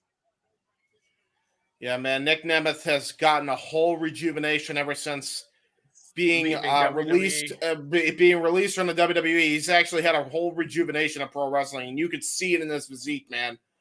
For those in the Philadelphia area, after tonight's show, both Johnny Bloodsport and Nick will be doing laundry on their abs, washboard abs. Right? It'll be a thing Yes, after the show today. So stay tuned. Yes, Jesus fucking Christ! I didn't even know that Nick Nemeth knew Taekwondo. They just mentioned it. That was one Yeah. by me. Oh. Yeah, that's a thing. Taekwondo, amateur wrestling. He's got some MMA experience as well as the pro wrestling experience. So this is definitely going to be that type of field for sure. Catches this is he's gonna have to chase him around this ring. Speedball's got some. There's a reason Speed is in his damn nickname. Yeah, because he's a speedy boy. Mike Bailey, man, one of the most disciplined wrestlers, one of the most disciplined MMA artists in the game today. This absolutely has a feel for a guy like Mike Bailey to definitely get the win, at least on paper, just in this field. But as you called it out, Walter, he's got a tough challenge when it comes to Nick Nemeth, when it comes to his wrestling and Taekwondo, which we had just heard about. He's got a lot to combat with when it comes to Nick Nemeth, man. Yeah, that's the only way Nick can slow Speedball down is by grappling and wrestling. That's how you slow a quick person down. You gotta, but how do you catch him when there's no rope to lean against? There's no cage. You just legit like. It's going to be hard to actually catch Speedball. Yeah, and the one thing that Mike Bailey doesn't have that a guy like Johnny Bloodsport, I can't believe I'm saying that, but a guy like Johnny would have is parkour. Like he absolutely knows how to get around the ring even without ropes. So Mike Bailey does not have that to his advantage here. So exactly, man. Nick looks like he's never even eaten a burger in his life. That's what his body looks like right now. I'm sure he's eating some burgers. He just probably has a diet that's ridiculous. He makes me want to throw up whatever I just ate. He makes me so ashamed of myself right now. And he's older than me. Shit. Oh my god. So really quick, to clarify, apparently that was Victor Benjamin in the fight with Akira. Matt Makowski's not even there. So completely different person in the ring with Victor Benjamin. Yeah. Oh my god, that's weird. So yeah, I'm not sure why Matt Makowski was advertised and why I didn't have an updated graphic. That is 100% me and my ignorance of the product, so I apologize. But anyway, whoever it was, like y'all said, knocked him the hell out with the Trouble in Paradise. Well, Victor Benjamin knocked him out with the Trouble in Paradise, and Victor Benjamin's a legit fucking wrecking ball. So yes. Yeah. So anyway, I'm pretty sure everything else going forward has the correct names, and if they don't, Noah, it will tell me. All Thank right. you, Noah, for keeping me updated on what's going on, because I had no. But they did advertise Matt versus I don't know, last second change, I guess. Must have been a last second change. Ooh. Yeah. Whoa, Speedball almost falling out of the corner again, folks. There's no ropes. He literally there's a post, like a rope post where the turnbuckles should be, but there's no ropes. Mike had to grab it before he fell the hell off. And again, that's at least a 4-foot drop from the ring, from the apron to the floor. Look at this MMA standoff right here, man. These are two legitimate athletes going at it here. Oh my god! It's weird Trying to go see for a Nick leg kick. doing this kind of standoff. Ooh! There's the trying wrestling. To go for a heel kick and a takedown. Ooh, trying to go for a triangle choke. Trying to defend himself. Oh my god! Okay. So what Speedball needs to do, because right now he's just got him on the leg lock. He needs to slide his hip down further. That way he can able to reach his neck, which he just did. Ooh. Exactly what I said he did. In order to get the triangle, you have to slip your hip lower and your legs higher. And as I was saying, he did it. Yeah. Great call. And look at that. Now Nick Nemeth is on the defensive while he's got control on the ground. So therefore, Speedball is going to try to go for shots to the back of the head. And again, those are all legal. We got pride type rules here. You can go for shots to the back of the head. It's Bloodsport, baby. There's no MMA rules like that. Your hair works against you in these kind of matches, though, man. Yeah, it does. Referee breaking it up, trying to get them back on their feet after Mike Bailey grabbed the ring apron to break up that hold. Again, double leg takedown by Nick, showing his amateur wrestling background. But oh my God! Amateur wrestling takedown, and he just slammed him on the apron. Again, people, there's no padding on the floor. He legit landed on the floor, Speedball. Yeah, ouch. He landed on the apron first, then he just crash landed on the floor. I'm telling you, it's got to be at least a 4-foot drop looking at that. Dude, that was a brutal takedown. Demetrius Johnson level type takedown. Back to standoff. Boxing, it looks like. Nice kick by Speedball, but caught by Nick. Single leg takedown. Now he's just grabbing those feet so we can get another wrestling takedown. And again, right off the apron, the second side of the apron now. Oof. Nick Nemeth, what just did, basically showed us a Brock Lesnar impression. The way he double leg takedown and slammed him. That was Kurt Angle, Brock, all the amateur wrestlers that became professional wrestlers rolled into one, that takedown. Yeah, you can name a bunch of amateur wrestlers off the top of your head, I'm sure. I mean, especially in the world of pro wrestling. That's how a lot of wrestlers get their start is from the amateur ranks. But, yeah, I mean, Nick Nemeth showing that on pure display, man. And he just, oh, my God, what a great kick. Are you kidding me? He's going for back elbow strikes, and now he's got the ground and pound. Mike ground and pound, elbow. Armbar. Tommy cross breaker. Armbar. Nick Nemeth rolling with it. That's how you counter an armbar there. Like that's exactly what you need to do. That's exactly what you need to do. Oh, my God. He almost had Nick Nemeth right there. Don't go back on your back. If you go on your back, you help the arm extension, and you make it worse for yourself. Yeah, and there it is. Nice rollover. Oh, wow. He's trying to separate those wrists. He's trying to separate that wrist lock. Legit what Ronda used to do. Once she separates your arm, it's gone. Nick not letting go of his other arm. I think Nick has a hold of Speedball's elbow instead of his. Yeah. You're supposed to hold your own arm, but it looks like he's holding his whole hand plus Speedball's. Yeah, exactly. That's what screwed him. Oh my God, there are leg kicks to the back of the head. You're noticing him. He's trying to knock him out to get him into the armor of sorts. Oh, wait a minute. Trying to go for moonsault double knees, and it missed. It backfired. There's that sleeper hold. There's the sleeper hold I was talking about, Walter. Yeah. Jay mentioned it. Jay mentioned it at the beginning that he's a master of the sleeper. Now, Mike having to carry Nick Nemeth's whole body weight on him while he does the sleeper. He's grabbing a ring post. You have to let go when you grab the ring post. It's legit. Wow! He pulled him down. Zigzag, and now he's going for the sleeper hold again. It might be it here. It might be it. It might be it. Referee checking. It is all over. It is all over. You called Nick Nemeth just established why he is not only one of the greatest pro wrestlers in the game today, but why he is one of the best amateur wrestlers that everyone forgot about. And no one will forget after this performance tonight. You know what else is awesome? These two people are in the same damn company. They can turn this into a legit rivalry and storylines. They're in the same wrestling company. Not like they won't see each other again. That was such a great hybrid wrestling MMA match, by the way. That was phenomenal.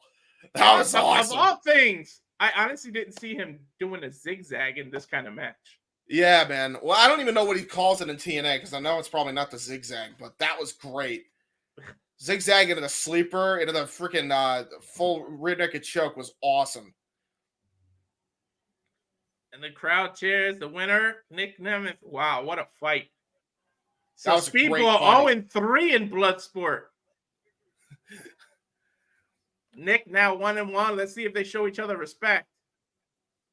I think you have to after a performance like that, man. There you go. That was just all heart by Speedball, and I think Nemeth realizes that, but yeah, that doesn't mean he couldn't have won it. He almost had it. If he had stuck with those, if he had not changed his game plan and tried to go for an elbow and tried to go for a submission on the wrestler, like we talked about, Walter, he easily could have won it. All he had to do was keep hammering in those elbows to the back of the head, and he could have easily won that fight. Yeah. The minute he changed that game plan, that's what cost Mike Bailey the matchup here.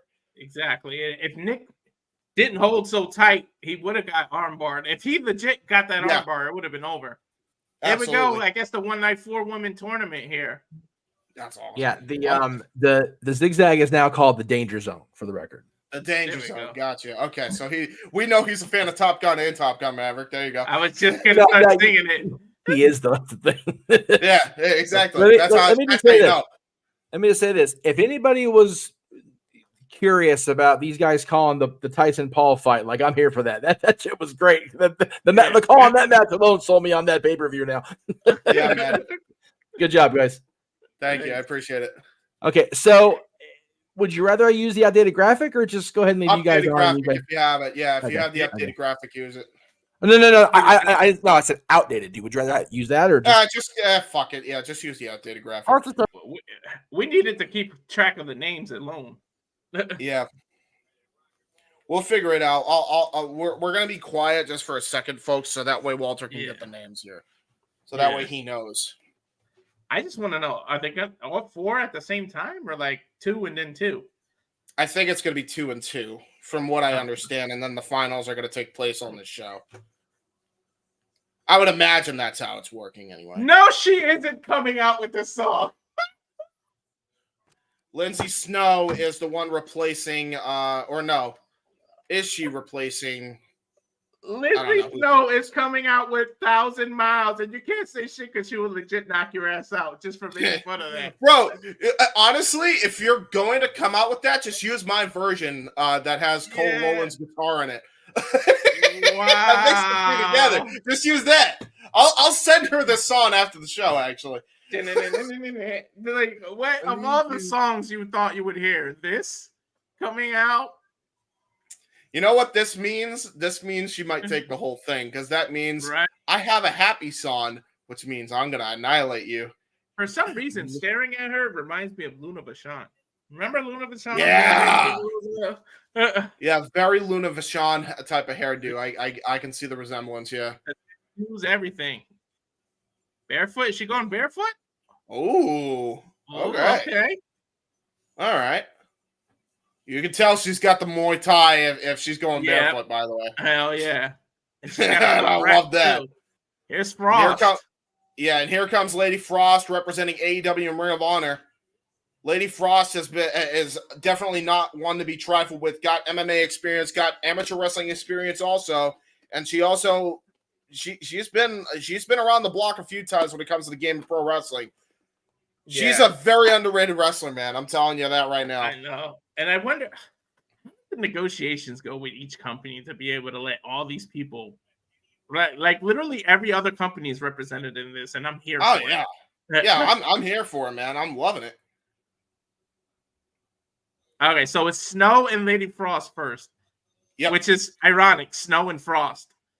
Yeah, exactly. It was like it was done on purpose.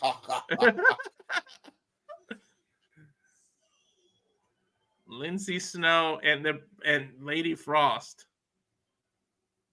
She's got some kind of knee pad on. I wonder if she's got a knee injury that going on. I think it's just that wrestling look, and because keep in mind, back in the old days of the UFC, that's exactly what Ken Shamrock would use. He would have the knee pads, he would have the shoes. Dan Severn did that too in the early days of the UFC. There's a reason why they called him the Beast, because when he had those wrestling boots on, you know your ass was getting taken down to the mat. Yeah, actually, UFC banned those. You can't use those. Whoa! Lady Frost started with the Trouble in Paradise. Yeah, almost took Lizzie Snow's head off, and now we got a standoff here. Leg kicks. Oh, Frost with her own leg kicks. Yeah, she's got those boots. Yeah, that's gonna hurt. Snow is legit throwing it. That is how you throw a low kick, by the way. Right at her thigh, trying to give you the inability to walk so that, well, there's no rounds in this, but in real MMA mixed martial arts, you do that. So when you get later in the rounds, you immobilize your opponent. Trying to go for a takedown, trying to go for a kick that was a great rebound, by the way, by Lady Frost. Anybody else would have gone down. She got right back up and tried to hit her with that knockout kick. If Lady Frost legit hit that, it would have been over. She was right at the cranium. Dude, she was right there. And Lady Frost had to have cat-like reflexes to get out of that. Oh, nice nice roll over by Snow and then hanging onto it. Ooh! That would have knocked me out. Holy hell. That was brilliant, though, by Lady Frost, because that definitely stunned her a little bit. So she rolled out to the to ringside so that way she could get another stand-up opportunity here. All right, back in the middle here, backing up. Lady Frost is in an immature wrestling stance. I don't know what's going to fire carry. Trying to go for the arm bar. Everybody's going for arm bars here.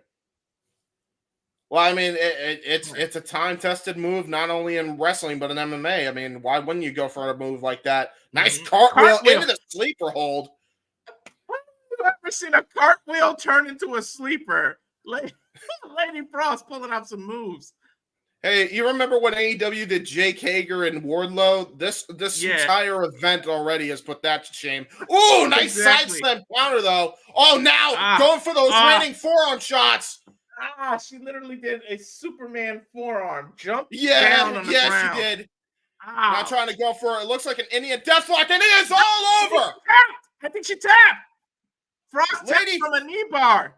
Yeah, Lady Frost ended up tapping the knee bar. She got an Indian deathlock on her and just put all the pressure in her knees to get the tap out victory. That was awesome. Smart. Awesome innovation. That's a legit move to the way she did that. You see, folks, when you talk about MMA, I know the wrestling is all about suspension of disbelief and you get that draining and see it relief, but real submission, you tap out as fast as that was. Because you literally snap a ligament. Yeah. Holy hell. For sure. And honestly, even in a wrestling match in that capacity, even when you suspend your disbelief, eventually you would have had to tap out.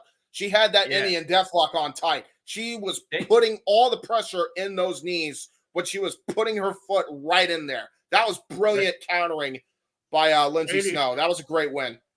Lady Frost got her knee pretty much taken out.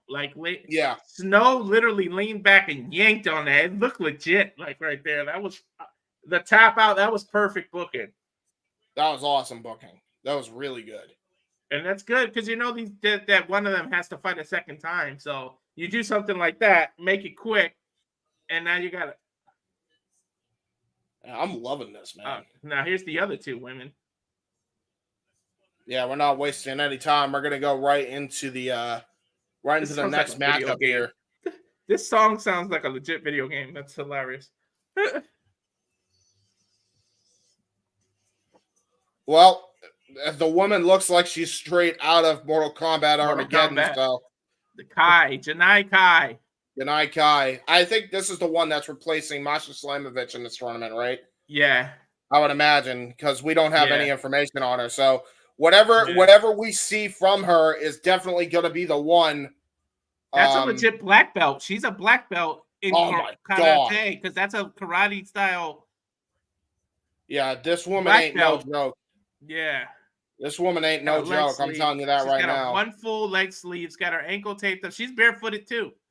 So let's see. Hey, if it worked for Snow, it could work for Kai. Yeah, it definitely a karate stance. And here comes Marina Shafir. All joking aside, I know I crap on her wrestling ability, but there's nobody that's better on when it comes to the submission game than Marina Shafir. There's a reason she was a part of the 4 horsewomen of MMA. There's a reason for that. Shafir has Bloodsport experience. She's 3-0 already, so she knows what she's doing out here. Oh, she's going barefoot too. Yeah, she's always going barefoot when it comes to wrestling, even. So this is not a surprise when it comes to this. But I don't know, man. Janai Kai, I mean, This woman looks like she's got some power. And I mean, and I only say this, and I don't say this in a sexual way. Look at them legs, dude. Like, you could tell she does not skip leg day. If she hits I knew where you were going, and it's not sexual. Her legs are built to take leg kicks. We can put it like exactly. Dude, she hits you with one high kick, you are out. And you could tell just from the look of them, like, you're going to go out. Shafir legit threw her socks into the crowd. There's a souvenir for you. I don't know if I want that souvenir. Why are you giving that to a weird-ass wrestling fan, man? Have you seen some of the people? Fans are weird nowadays. I was just saying, people are weird in general today and age, okay? Bell rings were underway. Here we go. Second matchup here. A nice standoff here. Kai has a kickboxer stance. The way her leg, she's got her strong left leg in front of her. She could do it a waist lock. What's he gonna do? Kai turns around. Ooh, nice takedown by Shafir. That was a great judo toss. Judo throw. Great judo throw. That was awesome by Marina. Man, we didn't talk about Ronda Rousey. She would have been good for this. Ooh, Janai Kai almost tripped up on her own 2 feet and almost had a I thought her knee was hurt. I thought her knee was hurt for a second. Dude, I thought she blew out her leg. I thought we were going to see an Anderson Silva for a second. Please don't remind me. That was my favorite fighter, and the way Chris Weidman did that. And then what he turned into after beating the greatest is like, you didn't deserve that win. Oh, nice another judo toss. Yeah, that was great. Judo, not judo. Sorry. Judo. It's judo. You know. Shafir riding her back, trying to, but looks like she's going for an ankle lock. Well, she let go now. Waist lock. Well, I mean, and you got Janai Kai trying to go for a waist lock here. This has always been a weakness of Marina Shafir's game, and I'm not even just saying that because I have a bias against her. Mm-hmm. Always, when it comes to having MMA experience, it's great. But when it comes to a blood sport type of environment like this, in any pro wrestling environment, she's never able to just use simple moves to transition into her brilliant submission work. That's always been her downfall the entire time I've seen her. To be honest, her transition, not to criticize anyone, it's a little slow. Like, you can see how she moves slower to transitions. Yes, exactly. Nice leg kick, though. But it's like kicking a damn wall if you're going to kick Kai's freaking thigh. Exactly. Yeah, dude. Like, nice oh my God. We just talked about it. We just talked about it. There are those high knees. She has her in trouble, man. I think she's a little dizzy. Shafir got legit hit by one of those leg kicks right in the jaw and went down like a ton of bricks. And Janai Kai went on the attack. Oh my She's God, still dizzy. Look at Shafir. She can barely stand up. Oh, Jesus! Savant kick! And now she's going to go for the ground and pound. Shafir standing up, though. She's getting up. Wow. Good recovery, but a tight front. That is just... Seriously, that was all hard by Marina Shafir. She should have been out. She should have been out there. I would have been out. I would have been out, yeah. I think both of us would have been. She could have taken us both out with one kick. She stopped going for your judo throws. She's obviously countering it. I don't even think she was trying to go for a judo throw. I think she was trying to go for high knees. It looked like she was trying to throw her over her hip, but it just keeps getting countered. Yeah, but let's talk about this here real quick, because even though she's got those judo throws, Walter, she is so dazed after those kicks. We talked about that. Janai Kai, her kicks, you can tell in her leg how she does not skip leg day. You get hit with those, you might as well be out. She could literally just box this woman, and she would have to go on instinct. Taking it now. Shafir's saying, you're not affecting me now. She's taking punches, taking kicks, trying to play psychological games. Yeah, but there's only so much you can do here. Oh, wow, look at that. Countered that leg kick that time into an ankle lock into the judo. There we go.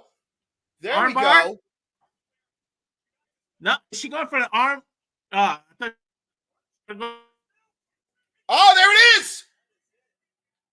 It's all over. Marie Shafir was able to get that front chancery locked in and got the dub, even though she had a hell of a fight. I think Walter's computer died as that happened. Uh-oh. That's not good. Walter has gone to the re-roll place. It's okay.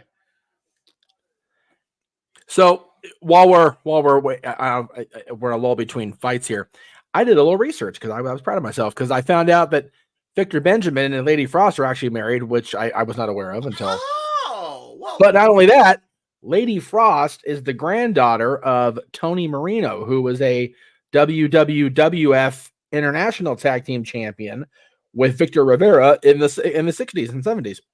Wow. Okay, there you go. Also Hi, teamed with Walter. Also teamed with the one and only Bruno Sammartino back of it. So Lady Frost has got some bloodline of her own going there in wrestling. By the way, oh my God, though. What a legit submission. Like, I saw what happened. Right? Yeah, that's how you counter submission. getting taken down. That was great. That was great. That's one of the rarest submissions in UFC, Bellator, real MMA. That is the rarest submission. I will say, I thought Marina was going to be like, yeah, man. She was will out say, on her feet. Yeah, I will say, she is going into this final hurt, man. She is hurt beyond belief after those leg kicks, and you could tell because the way Marina Shafir was limping, this final is going to be a challenge for her. Like, honestly, she may have given Lindsay Snow that dub. Oh, there's Matt Makowski. Okay. So he must be fighting Charlie Dempsey then. Because it doesn't make any sense. What? Yeah, because he was in the crowd. Oh. Yeah, he was in that array of fighters that were coming out. He's on this card too. We know that pedigree. GCW, don't throw us things that. Oh. Well, to be fair, if you know Regal, you know Charlie. Yeah. Hey, Walter, what is the most famous four-word phrase in wrestling? Card subject to change. Yes. But Charlie Dempsey, man, I mean, you want to talk about Dan B7 level? Look at the way he's dressed, man. Dude, yeah. Charlie, it gives me such hope for the Regal family to get that world title. Yeah, man. Seriously. For real. He's got that aura, that presence about him, very similar to Regal. This is going to be a match, man. I'm looking forward to this one. So this is it's Makowski and Dempsey. It is Makowski and Dempsey. If you can find a graphic, don't worry about it. This weekend is tremendous. I love this shit already. I'm here for this. I'm looking forward to this one now, man. This whole weekend's gonna be just bonkers. Is he signed to? He's signed to NXT, isn't he? Oh, yes, he is. He's in NXT. He's the whole reason Regal dipped out of his AEW deal. He's like, I'm gonna go be my boy. So Matt Makowski versus Charlie Dempsey here. Okay, I'll say Dempsey wins this one. Yeah, you have to in that one. Yeah, I mean, it depends. I mean, you have to know Barnett's got the respect for Regal, but I don't know. Yeah.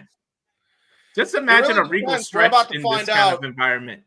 I think this has been the whole theme of the card, though. Honestly, Walter, you could tell who's gonna win just by the stand up alone. Usually, yeah. Sure. And now here's Matt taking on the green shorts in here. Yeah, Muay Thai stances. Charlie Dempsey in the red and green tights. Oh wow, great wrestling ability there. But Matt I don't know. MMA shorts and Charles got wrestling trunks. Yes. That's definitely showing off their own backgrounds and styles just on the attire alone. Oh my God, what a great fisherman suplex. Yeah, fisherman suplex, and then just goes straight into an amateur wrestling stance on the ground. Goes for a side headlock. That is textbook amateur wrestling mixed with pro wrestling right there, man. That was beautiful. Here's that MMA background for MMA right for Matt Makowski. Matt Makowski. Matt Makowski. I'm so sorry, Matt. Like, for real. Is that a Kimura? Charles Dempsey's trying to hang on to from an arm drag into a Kimura. Yeah, trying to go for that Kimura, but look at the way. I am actually shocked because normally people weren't able to do that. Matt Makowski was able to actually clench clench his hands A together. And now leg he's got him in scissor a head tag scissor. down, and Matt's not that tall. For him to be able to reach Charles' head and turn it into a reverse scissors was amazing. That was awesome. The way he was able to counter that head scissors too. The way he just ankle able lock to lift into out a of it. knee. He's got legit ankle lock and knee bar at the same time. He's putting That's his own knee awesome. behind. There we go. And transitions into a Fujiwara armbar. Matt rolls out of it. Get up. This is legit. This just hyped me right back up. Nice Yeah, Muay man. Thai knees that he's in the Muay Thai plum and then started kneeing him. These are like Anderson Silva. Oh, nice kick. What a kick! Into a head suplex Falcon Arrow into the Danielson special armbar. Ouch. That was brutal. That kick into the gut, man. That was nuts by Matt Makowski. Holy Charles shit! reverses it. Now Charles is on top, but he's not out of the water yet. He's Charlie Dempsey trying to get out of that, and now he's got counted in the armbar. All about wrist control. This is just his ankle. This is just a technical clinic by these two, man. Holy shit! Yeah, man. Holy hell. Now look at that. Ryan Danielson is another one we didn't mention would thrive in this environment. Yeah. Absolutely.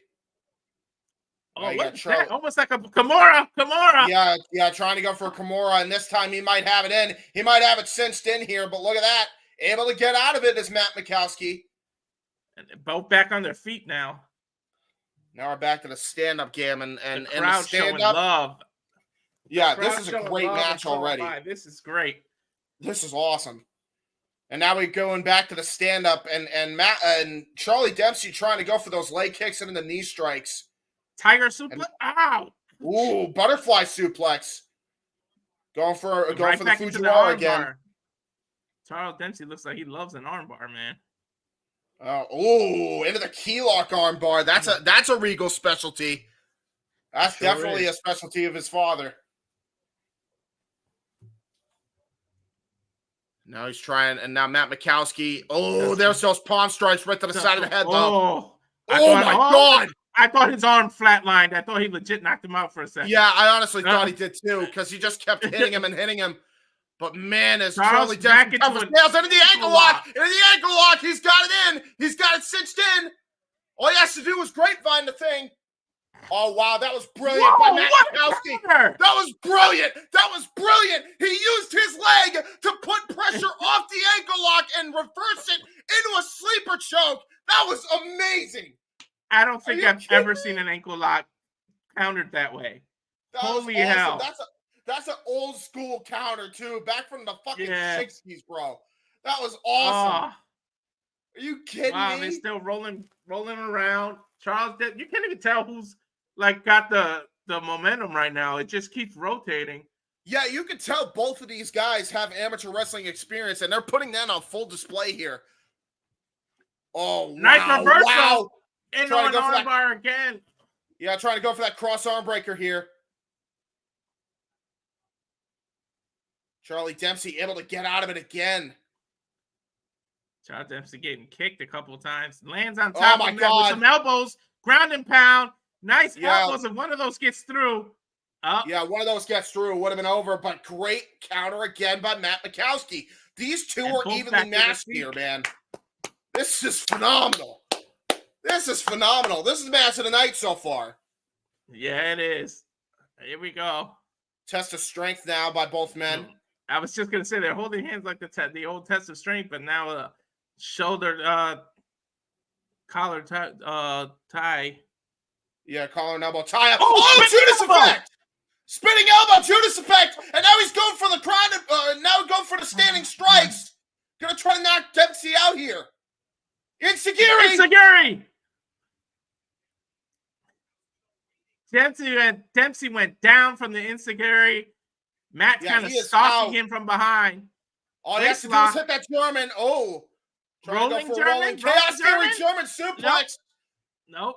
Elbow nice strike elbow counter. By Charles Dempsey. Forearm. The European uppercut. The Cesaro special. Brutal uppercut into the deadlift. Nice German. Suplex. Gonna try to go for that. There's the Kimura. There's the Kimura. It's done. It's done. It is all over. Charlie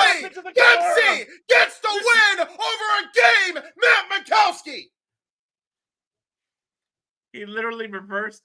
He turned a German suplex into a Kimura lock.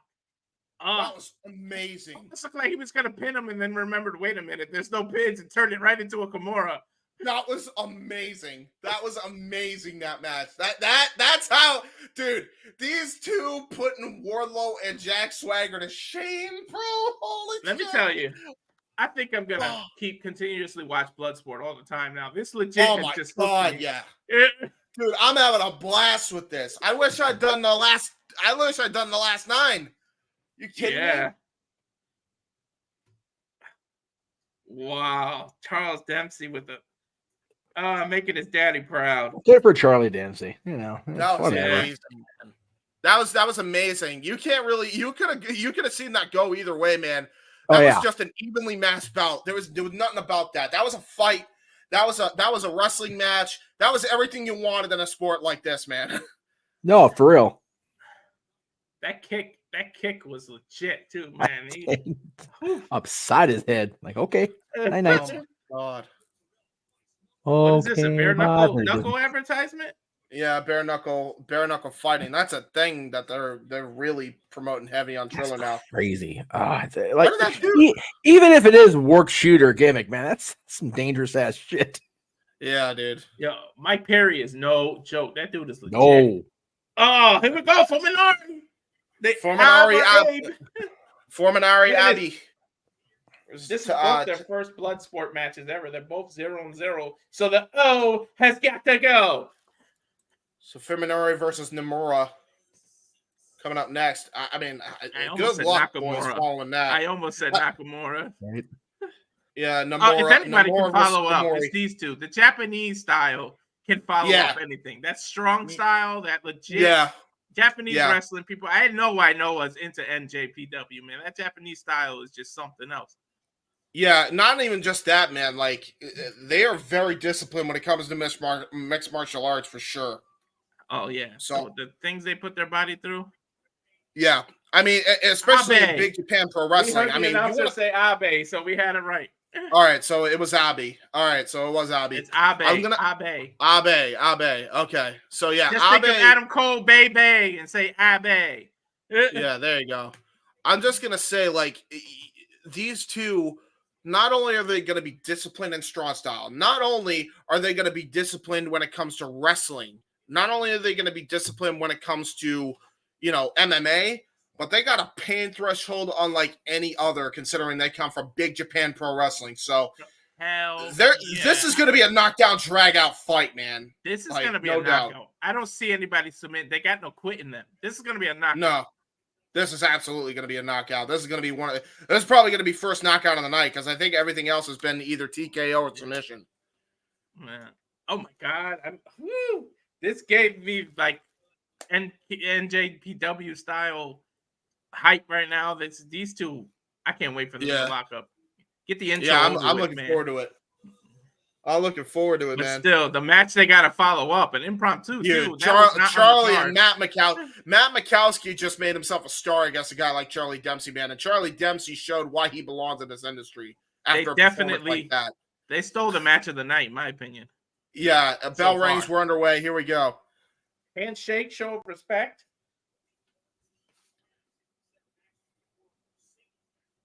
Waist lock, turn into an armbar. They're starting off like traditional wrestling match.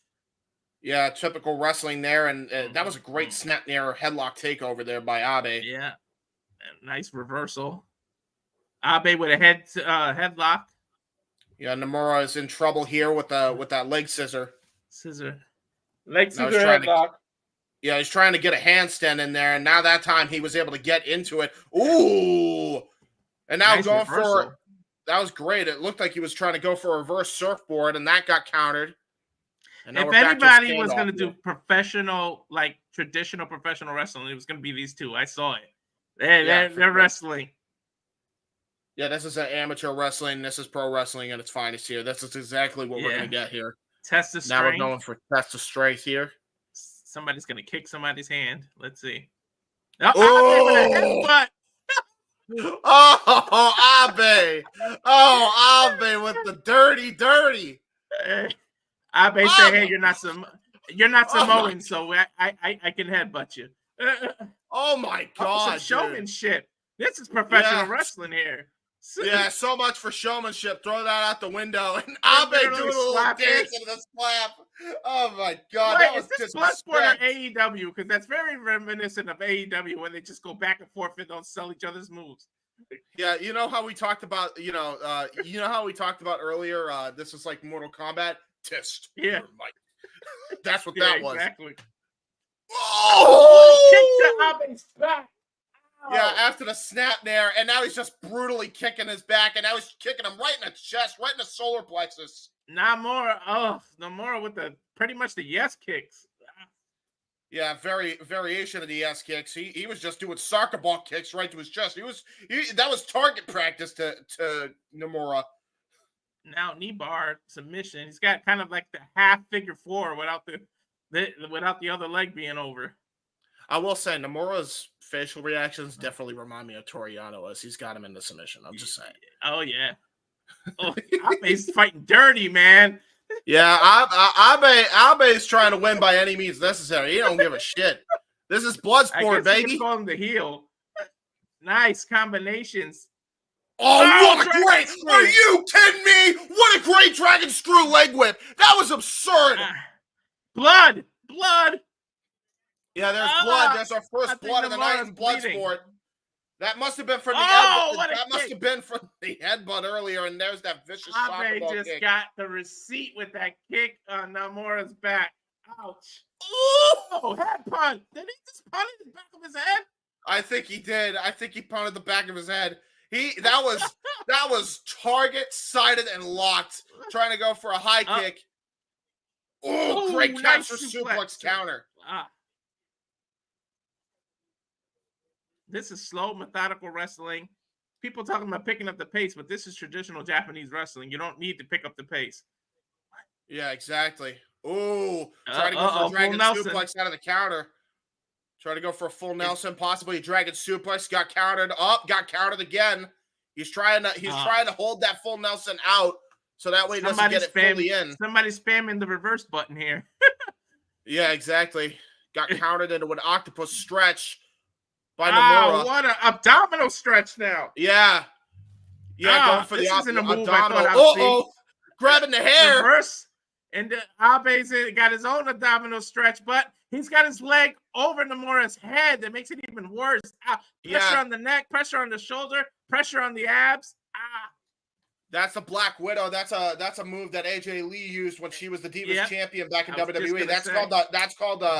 That's also called an octopus stretch, but it got countered into a leg lock of sorts. He's dragging. Abe being dragged all over. Boston Crab? Oh. Yeah, trying to go for a Boston Crab, got countered. What a great beautiful drop kick. Are you kidding me? Holy, that was what a pound strike into the German. Oh boy. Oh God. Oh boy. AEW. This is AEW, I'm telling you. Headbutt. Yeah, we're going into the no sell. Oh my God. Both men down. This is your pro wrestling style match of the night for sure, man. This is the pro wrestling match of the night. This is strong style at its finest. I told you. Tony Khan is watching this, foaming at the mouth. These two are going to be signed to AEW pretty soon. Yeah, right after this match, you betcha. I bet you. Yeah, he let go of those 10 guys just to sign these $2 to $3 million deals after this. Seriously, man, like these two are kicking the shit out of each other. We talked about it too. We literally talked about it, Walter. These two have a incredible pain threshold if they come from big Japan pro wrestling. Nice spinning kick. Oh! Head kick by Abe. Ow. What is he going for? He's pulling his hair. I thought he was going to bite him. Oh, nice knee to the face. Ouch. Oh, my God, dude. Namora may be out. He may be out on his feet, but I feel the reversal coming. Oh! Clothesline from hell for Japan. Yeah, that was a clothesline from hell is the word. Abe don't know where he is right now. I bet he don't know where he is. Namora hanging on. I thought he was going to go for the trio German suplexes. No, a full Nixon, full Nelson, maybe a dragon suplex. Dragon suplex. He got it. He was trying to go for that Abe move legit earlier. landed on his neck. I don't know if you saw that, but Abe definitely landed on his neck. Yeah, he went for that full. He went for that full tilt with that dragon suplex. He was trying to knock him out with that one. Namora has a baby face, but that blood makes him legit badass. Yeah, man, he's got that Austin level energy. Single leg Boston Crab here, Calgary Crab style. Reversal into his own leg lock.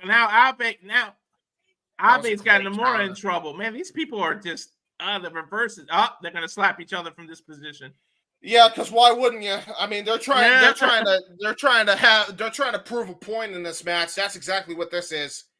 We both said it. The Japanese have high pain thresholds. I don't think you're gonna see this. Headbutt. That's one way to break the hold. Yeah, he definitely broke the hold, and he might knock him out here. Going for the forearm shots. Forearm shots. Referee's trying to check on him. I thought his arm went limp. I thought his arm went limp too. Now he's trying to choke him out here. Choke rear naked. Nope, sleeper. He stood him up, so it's no longer a rear naked. Now it's a sleeper hold.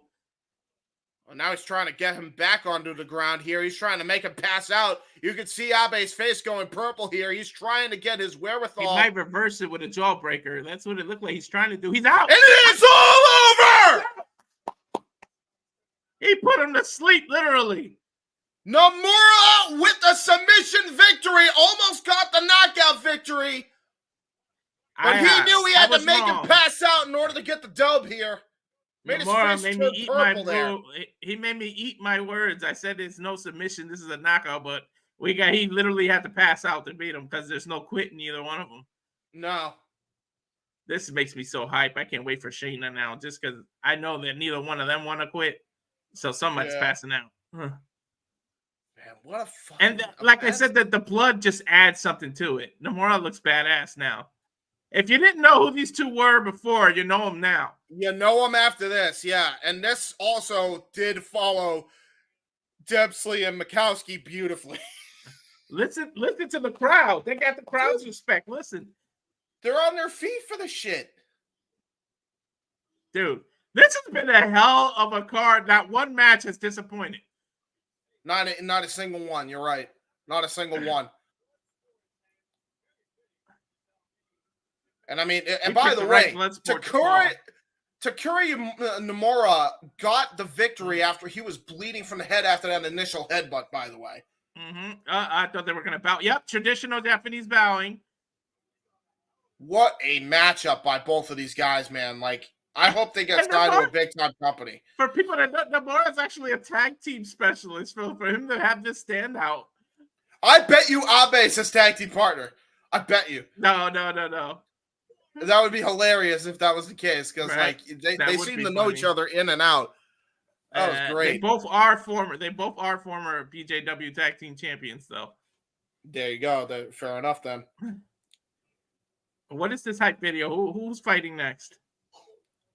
Well, this is definitely a Blake Christian video. I can tell that's Blake Christian. I miss Blake Christian, man. I don't get to see him nearly enough in Ring of Honor. I don't watch Ring of Honor that much, but that's why Tony Khan needs to book it as his own separate show. Look, Collision was built for Punk.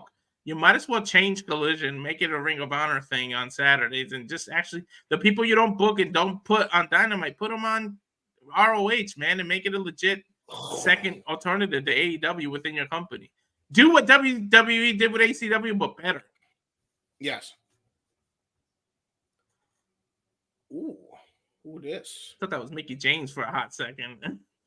I thought so too. Who the hell is this, though? And that's what I'm trying to figure out. She smacked the hell out of him, though. Blake Christian just got his. Wherever she is, I mean, I'm happy. She's pretty tall, too. She's pretty tall. Wait. Yeah, she's tall. She looks nice, I will say. There's my one for the night. That's what the title looks, the GCW title looks like. I just saw it.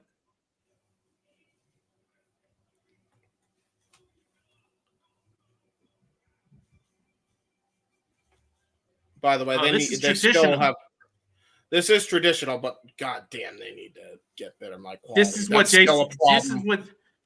what GCW does on a regular basis without Bloodsport, with the ropes and everything. This is GCW footage. Yeah. Oh, Joey Janela's spring break. That's what they're advertising. Okay, so it's Joey Janela versus Blake Christian for the GCW title. Did he just razor edge him through a table with barbed wire on it? Yes, he did. Yeah. GCW is usually ECW big time. Like that's exactly what they are. They are the successor to ECW in a lot of ways. Eric Hammer, here we go, Soda Popinski. Yeah, Soda Pop, baby. Soda Pop Eric, let's go. Get the Duke, baby. The picture alone, look how huge these guys are. Mustache or not. Either Eric looks like Soda Popinski or that he belongs in the Vol Villains. Like he was the third missing member. Yeah. Matthew Rutwald, Simon Gotch, and then Eric Hammer. Eric Hammer's a perfect vaudevillain name, man. Get them the trios. Hey, Tony, bring them in. Put the trios titles on them. There you go.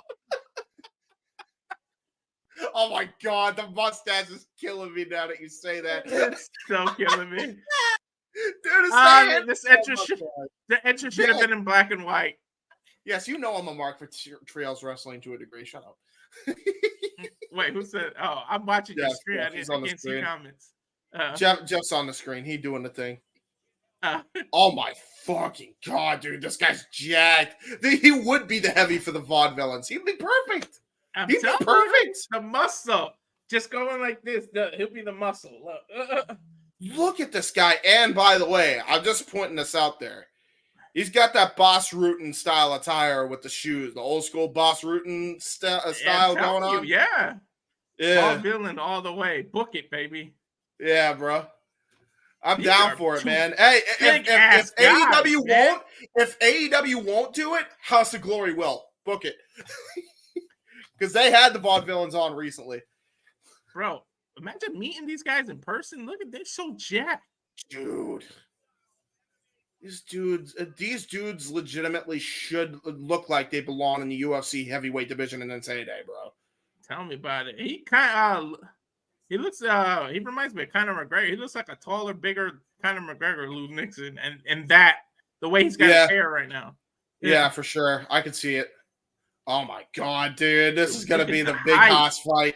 You could tell right now. By the way, they're trending number 7 in the US. For a fucking GCW show, better be your knockout. I don't want to see submission in this. There's no way this can be submission. I mean, come on. I mean, it really depends, though. Like, again, you could tell how the fight's going to go just by the fighting stance. Oh man, I know you're a lot younger than I, but you remember like Looney Tunes, the old school cartoons, where there was two big guys that always picked up the dumbbells, and that's what he reminds me of now. Not just Like, that's exactly what Eric Hammer reminds me of. Yeah, the big black dumbbells.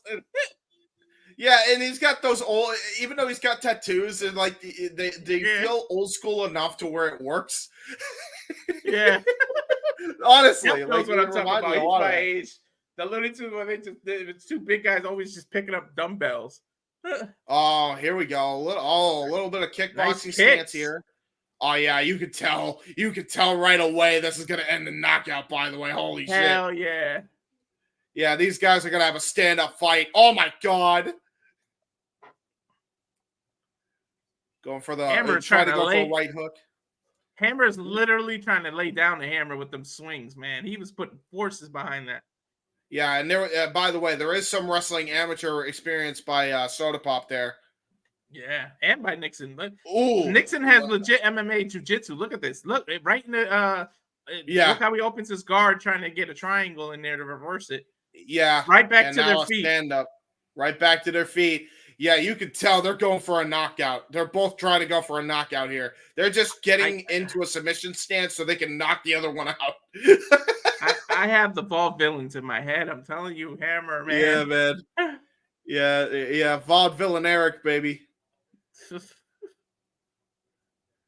And he's always got to get a sody pop. Oh my God, he got knocked down bad. He got knocked down bad. He got clocked with a right. He got clocked with a right jab by Lil Nixon.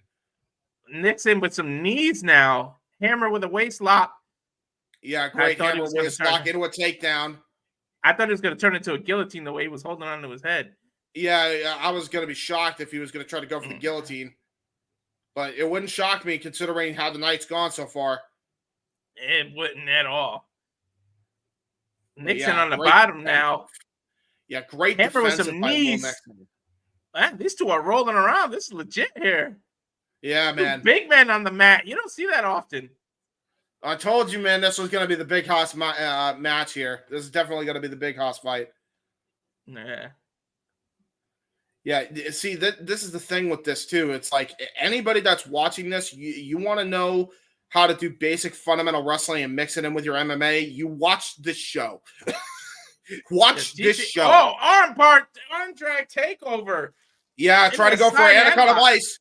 Anaconda Vice, it looks like. He got the Anaconda Vice locked in good here. Eric Hammer's got the Anaconda Vice locked in super tight here. Whoa, what a reversal. Into his own Anaconda Vice. I've never seen the Anaconda Vice reverse like that, but when you're that tall.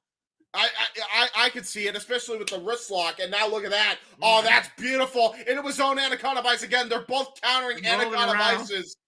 With the man, now Nixon's on top, ground and pound. This is what heavyweights do. This is it. This is it. All it's gonna take is one knockout blow here. How in the hell is Eric Hammer even conscious after those flurry? Eric Hammer grabbed his leg and dropped right into the leg lock beautifully. Yeah, then he's laying back to avoid Nixon's counter punches. Oh my God! And now both men are just trading strikes on the ground. They said, "Fuck the just punching the shit out I of don't give a shit." Now they're slapping. Now they're open-handing each other. Oh my God! Yeah, power this slap. This reminds me of a power slap. Yeah. Yeah, except it's probably same referee for every match. Yeah, it's probably less hazardous though. To be fair, I don't know if it is. Ooh, German no, it's suplex. different referee. Out. Great German suplex. Oh, Kimura. Able to get those, he's able to get that vice grip onto his hand, though. Oh, no! He's straightening the Kimura.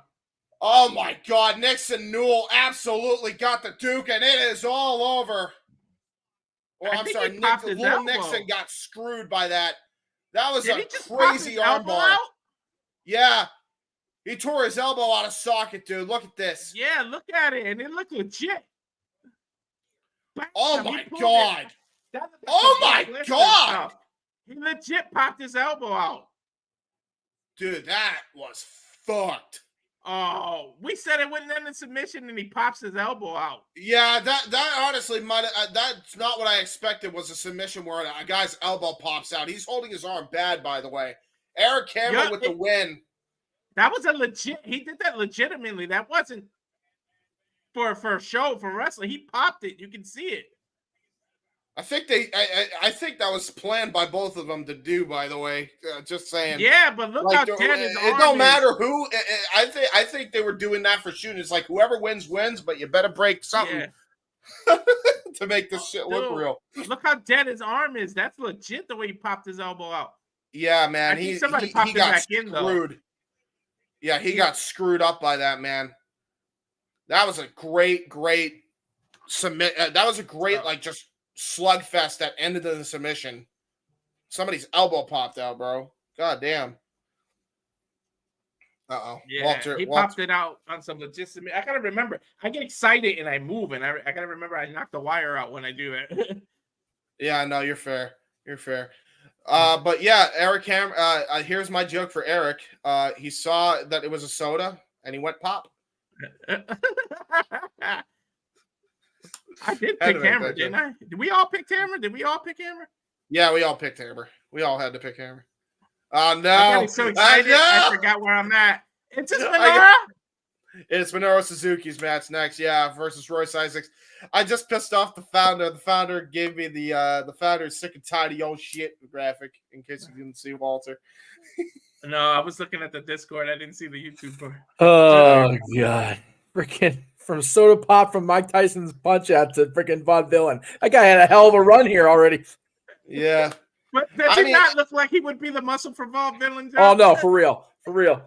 Dude, I saw that. I think I saw Simon Gotch pop back up on TV recently. No, seriously, man. I did. Yeah. Him and Matthew have reformed the Vaughn-Villains and House of Glory. They were tag team over there again. Oh, well, good for them. Yeah, there you go. Is Matt wrestling or is he just doing? Yeah, he's wrestling in House of Glory. Yeah. No shit. Is he the commentator for TNA? Yes, he is. Yeah, he still is. Yeah. Man, I'm looking forward to this, man. Royce Isaacs versus freaking Minoru Suzuki, and you can tell this is a different Royce Isaacs just by the way he looks, bro. He is jacked to the gills, ready to go. This might be match of the night, by the way. I'm not gonna lie. This might be match of the night here. This is a great hybrid of pro wrestling and MMA between these two. Yeah, Simon is in TNA as far as I know. So, any history on Royce Isaacs as far as, is there any MMA credentials or just wrestling credentials or anything? Kickboxing. Ooh. Kickboxing, but there's not much on him like when you research him. So he's got kickboxing. You imagine to start. Go ahead. He started in 2017. There's not much on him right now. Okay. Well, this is what I'll say. I mean, you got to imagine there's some level of amateur wrestling. If you're a pro wrestler, you got to have some level of that. So there's probably at least a basic understanding of that. But if that's the case, man, this may be a complete mismatch for Royce. And like Jeff said, because Minoru has ridiculous amounts of experience in both disciplines of pro wrestling and MMA. The age gap on these two was ridiculous. Yeah. I mean, you want to talk about experience. How about experience in life for Minoru Suzuki, too? The originator, man. He's not somebody you want to meet at a bar, man. No. Never the old man, like when you're older and you just want to pick on him, this old man will beat the hell out of you, man. Yeah, dude, for real. And seriously, man, like Minoru Suzuki, longest reigning never openweight champion in New Japan Pro Wrestling history, and there is good goddamn reason for that. Suzuki has like that Ming rep. Yes. Like remember how like people talked about Ming outside of wrestling, how crazy he was, biting people's fingers off. Suzuki has that reputation. No, I will validate that. I was young when I was young when I started watching, but I even knew back in the day that there's few things you do not do, but you do not fuck with Haku. You don't fuck with Haku. In the same category.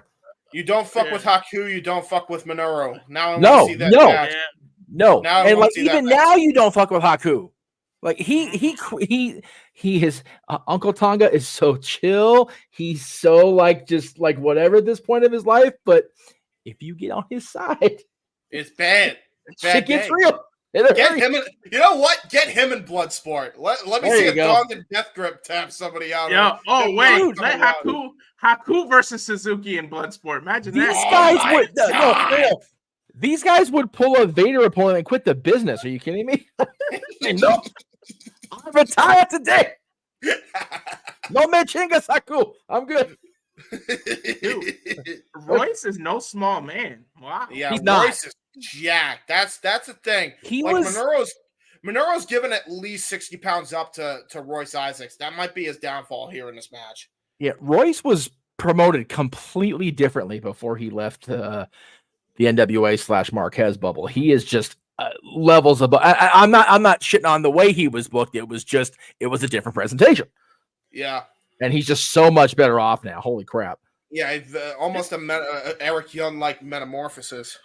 No, and I agree with Matthew. I fear for the roster of WWE if Tama Tonga is coming and somebody pisses off Haku. Like, no, Haku will come back and Hunter will be like, dude, I'm good. Like, go for it, King. I want to go to the gym right now. Suzuki is plus 50. May put me to shame, man. Yeah, man. By the way, bell did ring. We are underway, and we're getting a bit of an amateur stance here.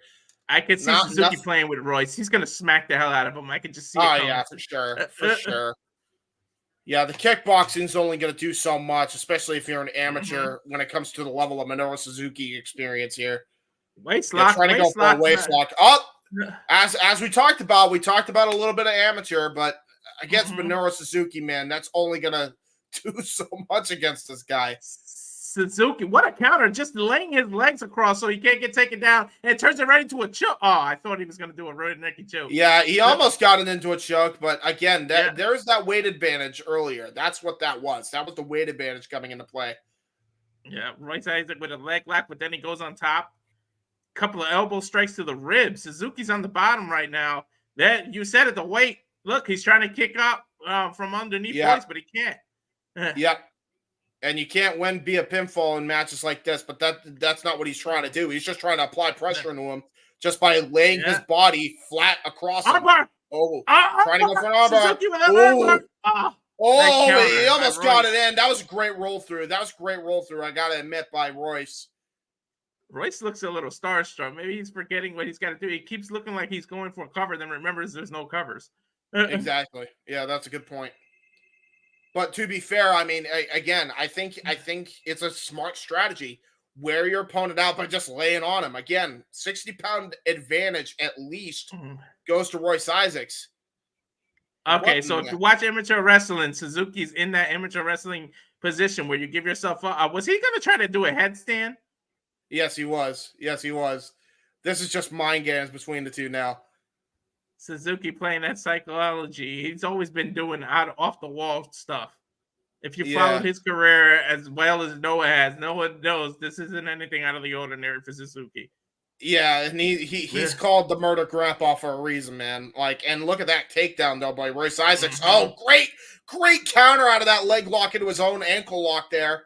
But a great counter again, just using the weight to his advantage. Hammer and elbow, hammer and anvil elbows right to the side. Suzuki looks like he's almost giving his body to him just so he can counter him into something. Yeah, that's actually what I was thinking. Like he's trying to play mind games with him on the ground. Yeah, he's trying to lull him into a false sense of security.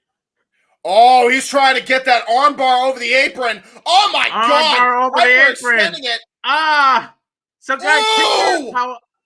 Okay, so for those of you that aren't watching, picture how Bret Hart does the figure four off the turnbuckle. That's pretty much what Suzuki did with an armbar hanging off the apron. Yeah, and because there's no ropes, he had a lot more leverage to do as much damage as possible, and he had an entire 5 count to utilize. So we know for a fact, absolutely, rope breaks do count in matches like this. That's the only rule in Bloodsport, but you have to be near the apron or outside that ring parameter. Very DBZ-like, by the way, because you had that ring of battle, and anytime you were outside the premises of that, you were Suzuki with the mind games just rolling out from one. That's experience. That's wrestling psychology 101. He's sitting on a fan's lap, daring Royce to come after him. He's sitting on a female fan's lap. Like, don't get it twisted, Royce. You may have May Valentine, but Minoru Suzuki is telling you, hey, I'm going to take your bitch and you'll go like it. Suzuki with the mind games. Oh, Noah has to be loving this. I can just picture him getting distracted from work right now. Number 6 in the U.S., by the way, trending. Number 6 for GCW, man. That's awesome. By the way, ding, ding, ding. We do, in fact, have a super chat. We'll get to that in a moment, by the way, Will. But that was awesome. Thank you for the 5, man. Noah replies, I'm smiling ear to ear right now with Suzuki and that sinister smile, which is why I put my comment up. Suzuki is a sinister son. I put son of a bitch, but YouTube didn't like the way I phrased it, so I had to rewrite it. Sorry, YouTube, I can't say bitch. I can't say bitch on YouTube, bitch. You sure a bitch? You can't say bitch? Okay, wait. Shut up, YouTube. Google, you freaking prudes. Anyway. Oh, my goodness. Yeah. I'll go read the super chat off right now because I don't know if we're going to be able to bring it up because we're going to get into plugs and get off the air as soon as we're done here. So just really quick, is it me or the report of Julia being at WWE for WrestleMania weekend and Teddy? I'm assuming that's Teddy, as in Teddy Hart. Toddy taking pictures with WWE talent. I'd 2 on the noise. I'm not sure what he said, but thank you for the $5. I'd 2 on the nose. I think he meant R2 on the nose. You're probably right, Will. They probably are. I mean, it's. an impromptu female match, maybe. I don't know. Yeah, I mean, maybe. I mean, just be. You remember, the entire wrestling world is in Philadelphia right now, like except me. Yeah, like I wouldn't doubt it's So I wouldn't put too much stock into people being there. But you never say never in wrestling in WWE for sure. So. And by the It could way, be how like Trinity went Teddy to Boston to see her friend. If Teddy Hart is going to WWE, he better be on his best goddamn behavior. Dude, they're not. Dude, Hunter's willing to look past a lot of stuff. Yeah, Teddy's a whole other complication. Yeah, dude. I've worked with Teddy. Like, I never had a problem with him my own self. It doesn't mean he's not problematic for everybody else in the world. But Jesus! Wow, what an elbow by Suzuki! Anyway. We're getting a strong style standoff here. We're getting a Western Japanese type standoff. This is making Tony Khan drool at the mouth right now. Yes, he is. Back and forth, no cells. AEW is known for this shit. AEW is known for this shit, but the Japanese perfected it. Yes, Suzuki especially, man. Suzuki is just he's a comedian without realizing it. Teddy is a hazard. I agree, Colin. Anyway, back to the match. Great forearm strikes. These two are just trading strikes. By the way, these guys were on the ground for a while, so you guys didn't miss much. It's been the same type of match where, Minoru Suzuki is either playing mind games. Is he daring him to hit him? Oh, another and out he goes. Oh, man, almost. Royce you threw a kick. Oh, he had him in a full Nelson position. Threw him up higher, grabbed the waist, and did a German suplex. What the hell was that? And I was trying to go for an arm bar. He almost has it in. He's trying to hyperextend that elbow to get the dub. That was a full Nelson German suplex. It almost shades of when Demetrius Johnson threw what's his name up and caught it in an arm bar in midair. That's a great call. Yeah, from way back in the day in the flyweight division. Yeah, like that was a crazy dude. Full Nelson thought you were going for a dragon suplex. Now lift you up into an electric chair German. Why not? I don't think I've ever seen powerbomb. Oh, don't drop him. Try to deadlift him. Trying to get out of it. Trying to squirm his way out of it. Sleeper. This usually sets up for the gotch style pile driver. If he hits this could be a knockout. Suzuki got a nice tight sleeper, man. Could be another TKO from submission. Oh, going for that gotch style. There it is. Going for it. Driver. This is it. He hits it. It's over. He's going to knock him out. Boom! It's over. Referee check. And it is all over. Minoru Suzuki with a technical knockout with that gotch style pile driver. Go figure Suzuki's match would end in a knockout. Holy hell.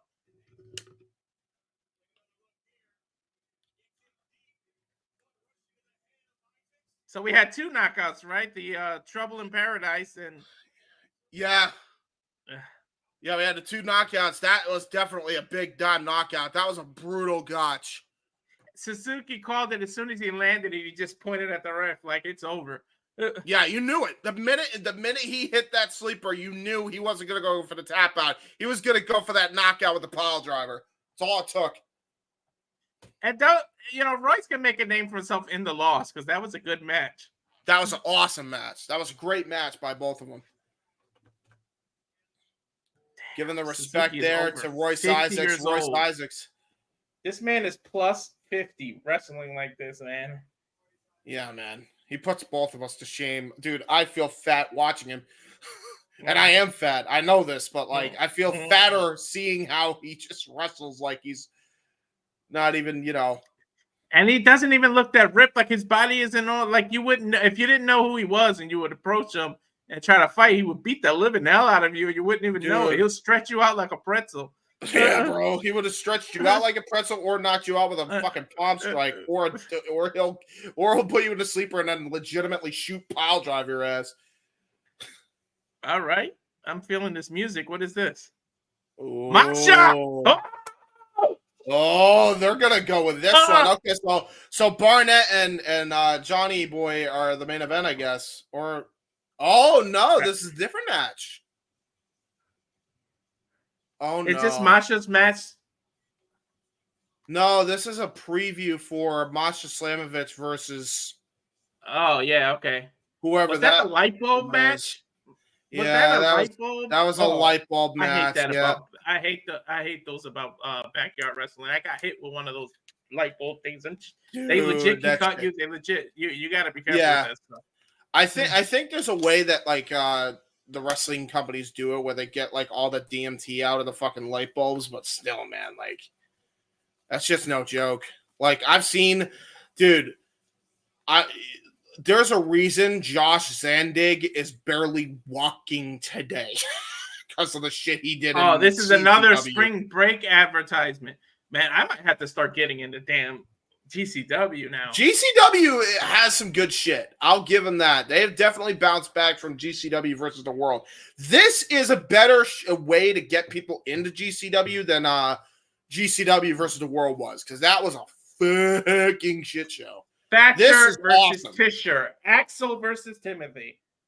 The old Wolf, Alexander Wolf. Yeah, I love that nickname. I'm going to call him Old Wolf now. I like that. That's his nickname, Old Wolf. I like that. I like the music that these people are coming out to. And now I have an excuse to call him Wolf just to make it easier for my own goddamn self, because we're going to get his nickname's now Old Wolf. It's Jeff Meacham Network 4 now. Axel's coming out first. Trademark saved, applied for. I'm good to go. Yeah. It's mine. He's mine. Wolf's a big boy, man. Dude, Wolf's been a big boy. Wolf's always been a big boy, and look at the way he's dressed, man. He's dressed like old. He is dressed like what was his name? Gotch, not Simon Gotch, but his father. He's dressed like him. Oh yeah, Carl. He's all legs too, man. Look at that. Yeah, dude, you. But all he's doing is putting a big target. He's putting a big target on his leg for leg kicks. Well, Jesus, talk about a target. I mean, Timothy Thatcher looks like he's got some bandages wrapped up on his knee, man. You want to talk about targets? He looks like a big version. What was the German guy in WCW used to come out and do those dance? That's what he looks like, big version. Yeah, he's Alex Wright. Yeah. Oh my God. So these boys are big, but we don't know if that means two measurements. You would have to ask the expert of the bratwurst to figure that one out. Yes. Because we all know Alex wanted you to know he was packing. Yeah. He was. I mean, that's just truth. He was packing. Will this end in another knockout? These two big boys. It's like the big people rolling around and doing mats, and they're not submitting. It's fun. I would think this is going to be the one that ends in submission that we expected to, because I mean, just Thatcher. Like, yeah, these both big guys, but Thatcher is just a clinical, clinical evil genius. Yeah, and to be fair, so is Old Wolf, man. Axel, it's valid. Specialist also. This is definitely going to be your. This is definitely going to be your submission wrestling type matchup of the night. They almost look like mirrors of one another. Like, it's amazing. Yeah. This is like yin and yang. Look, they even stood in the corner the same. The American-German connection. Uh-huh. They're going to be a tag team after this. That's what's about to happen. Is Axel trying to shake his hand, but then pulled his... Oh, there we go. Traditional amateur wrestling. That's what they're doing. He was trying to pull him in, and Thatcher saw it coming, and now they're trying to go for a front face lock on each other. It was like a little bit of respect, but it's like, I'm going to get you out of this. And it's scary. It's scary that there are legitimate human beings on this earth this big. Yeah, dude. Look at that amateur wrestling style by both men here. Trying to go for a sleeper as Thatcher, and now again into a front face lock now. Snap there by Thatcher. Or it's Thatcher. Sorry. They both have a similar last name. Just say Tim. Just say Tim and Axel. Yeah, Tim on the ground now with Axel getting the control. Axel's good bridge into an armbar. I can see this going into an armbar. Yeah, but that was brilliant countering there by Timothy because he knew exactly what was going on. He actually got himself into a bridge to avoid the armbar attempt, and now he's got him in the leg lock. But Thank then you, it got countered into his own leg lock. informative. Cleveland being an encyclopedia for us today. Yeah, for sure. Oh, really? Were they both a part of Ring Conf? Mm-hmm. Shit, I didn't know that. The more history of Imperium that you know. I didn't even know he was a part of Imperium or Ring Conf. Now you know. I thought he was going to kick him from the bottom. That would have been a knockout and a half. That would have been a knockout. Crazy, dude. The more you know. Dun, dun, dun. Axel just smacked the out of Timothy. They're both in a sitting position with their legs crossed at each other, just smacking the hell out of each other. Right in the eardrum. You could rupture an eardrum really easy. Yeah. Yeah, and I think that's exactly what they both were trying to do. They were trying to disrupt the equilibrium of each other. Oh, nice up kicks, though, by Alex. From the bottom. Oh, man, but he's still half got crab. that leg Is he going to turn into a half Boston crab? He's just trying to pull him from the leg, dude. That's scary strength by Timothy. Oh, those kicks. You can get knocked out from an up kick. Oh, and now he's just trying to get him in an ankle lock and try to finish it early here. That's exactly what he's trying to do. To the corner. Yeah, almost ran right into the apron, and Alex knew it, so he just got himself separated before he could do that. Was showing the effects of that move. He's limping now. Well, yeah, I don't know if he's just trying to shake it off. Well, let's talk about this too. I mean, he's got a big ass bandage. That's a bullseye target for Alex. So Tim's got something to worry about there.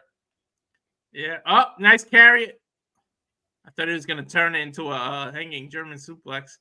Yeah, a little deadlift German. Yeah, almost belly to belly style almost. Oh, a rollover takedown, but then a triangle choke. Yeah, and you could tell he was trying to hook his heel there. It looked like he was trying to go for a calf killer, but Alex was able to counter that into a front face lock. So he countered that from even being applied. Alex on Tim's back. Nice elbow to the jaw. Jesus, dude. And now we're just going for the headlock punches. Going for the headlock punches, taking a page out of SmackDown vs. Raw 2006 playbook. That was a great wrestling game. Yeah, it was a good wrestling game. So was 07. Yeah. Armbar. Now we got a Matt. We got a Matt. Trying to get him in the car. Nice kick to the back. Ooh. Ouch. Right in between the shoulders. Timothy kicks Axel. 07 was the best. I will have a Bloodsport fight to the death on that. Yeah, that's true. Best engine for sure. Well, only because 08, they, at least on the PlayStation 2 platform, they changed the controller configuration and you couldn't change it back like you could before. Yeah. So I was like, all right, they're not going to be doing my own shit. Fuck it, I'm done. And I think I have not played a WWE video game full time since. Yeah, I think 07 was the one where you actually saw the water Triple H spit. Before everything else, you didn't see anything. It's good shit. Sure that. Yep. Yeah, this is a Matt standoff here, by the way, between both guys, because you could see, look at the defensive position here by Thatcher. Alex is really having a struggle trying to get him in any submission move here because Thatcher's so great defensively when it comes to the mat game. Axel has him from the top, the side elbows. All right. Okay, now Axel's on the bottom. Timothy's grabbing him like a half Boston crab, but he's just not turning him over. There it is. Whoa! I knew he was trying to go for that. Half crab, and he's stretching him so far back. Yeah, by the way, that's a Calgary crab, and now it looks like he's trying to go for a cloverleaf pan into a Mexican surfboard stretch. Oh, he knew he was going for the apron, so we got him in a Mexican surfboard stretch here. Ow, Eddie Guerrero used to make that look so beautiful. And here's the thing. Oh, wow, what a great counter, though, by Alex. And now into the raining strikes, and now he's going to try to go for the TKO here from the ground. But again, the defensive position of Thatcher. And Axel's going to end up right on his back, though. I think he's trying to go for a rear naked choke, but Timothy just keeps reversing it. Now it's Axel on his back. And an open guard. Yeah, open guard here. He's trying to hold him back just by the face so that way he doesn't get the shots he wants off on the kidney area. He's getting a headlock. He's putting it. He's putting Axel's leg over his own head. Are Oh you my God. kidding me? Are you kidding me with that submission? Are you My leg serious? hurts right now. My leg He's hurts. got a leg lock, headlock combination here. He's got the full vice grip, and somehow Alex was able to reverse that into a triangle choke. Axel has a triangle, but he doesn't have it total. He's in side control, so he can't get it. Again, he's such a great defensive wrestler, Thatcher. Thatcher has like a foot. He's like an ankle lock, but he's trying to put his toes. Oh! That was deadlift German suplex. Oh my God. Thatcher doesn't even know where he is. Oh my God. Three amigos. Trying to go for the three amigos. Yeah, the Benoit variation of it. But again, Thatcher with the defense. He knew right what he needed to do. But again, got an uppercut right to the back, and now a European uppercut to the front. Oh, they're trading European uppercuts. And now both ring comp fighters just trading European uppercuts in a firefight-like style. Seeing which one can knock the other out first. Slap, chop, slap combination. Ow, Thatcher. Oh! He almost looked like he was supposed to chop his chest and hit his face. Oh, made my stop! Yeah, he definitely landed right in his head. That was a brain buster and a half. Yeah, he's trying to pretend like he's not out. I think he actually might have been out, but he tried to keep his arm up to be like, no, I'm still here. I'm still here. But he's nearly out. Now going for a sleeper here. And a waist. And now he's got a waist lock. Good elbows. Ooh. Clubbing shot to the back by Alex. Oh, Fujiwara armbar counter. Fujiwara armbar. And it's all over. It is all over. Thatcher with the submission victory. And he's trying to pull that arm out of its socket. Wow, the ref told him to get off, and he almost looked like he was going to attack the ref too. That was out of nowhere. I thought he was going to go for a cross face, but he went with the armbar. Yeah, he really had that armbar hyperextended for a long time. Wow. You can tell that he was just. You can tell Thatcher was just on a killer instinct mode. That's why it took him so long to get him off. That's all that was. That was just his discipline went out the window at that point.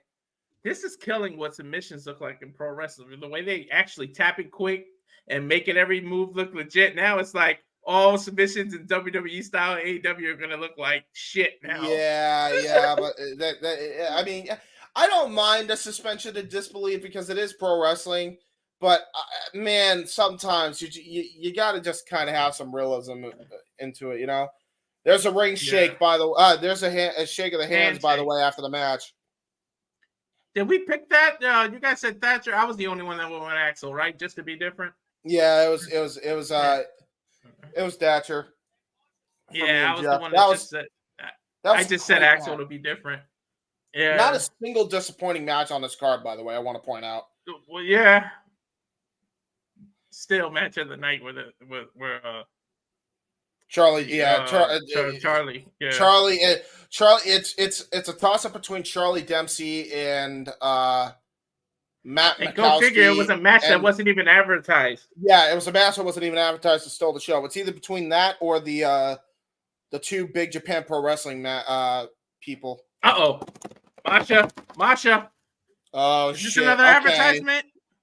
Let's see. Is this another advertisement or is this a promo for these two? Oh, I'm so excited. There's the JCW title that she has.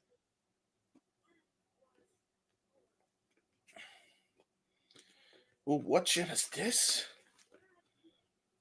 Oh, this must be where she does a lot of her MMA and wrestling training. Her MMA training. Yeah. You can tell there's a wrestling ring in there, too. So this must be like an all-encompassing thing for combat sports. There you go. Now, I wonder if the company... Okay, yep. I was going to say they borrowed them from the other company, but the company going to let them use footage to do promos.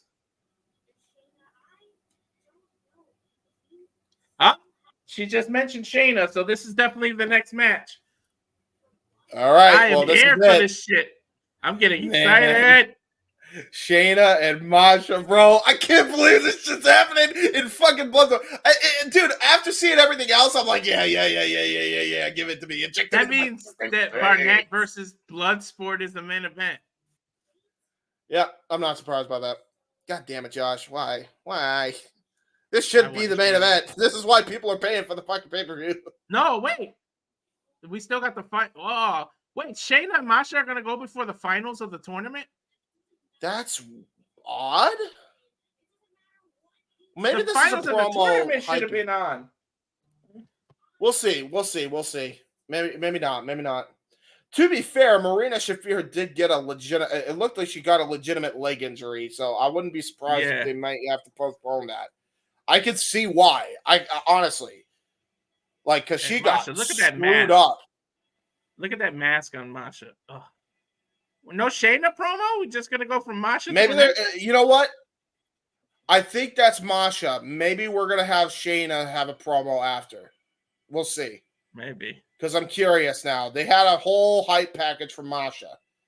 Now we'll see what happens. Whoa. Oh my god! Did she just do a reverse Canadian Destroyer? Did you see that?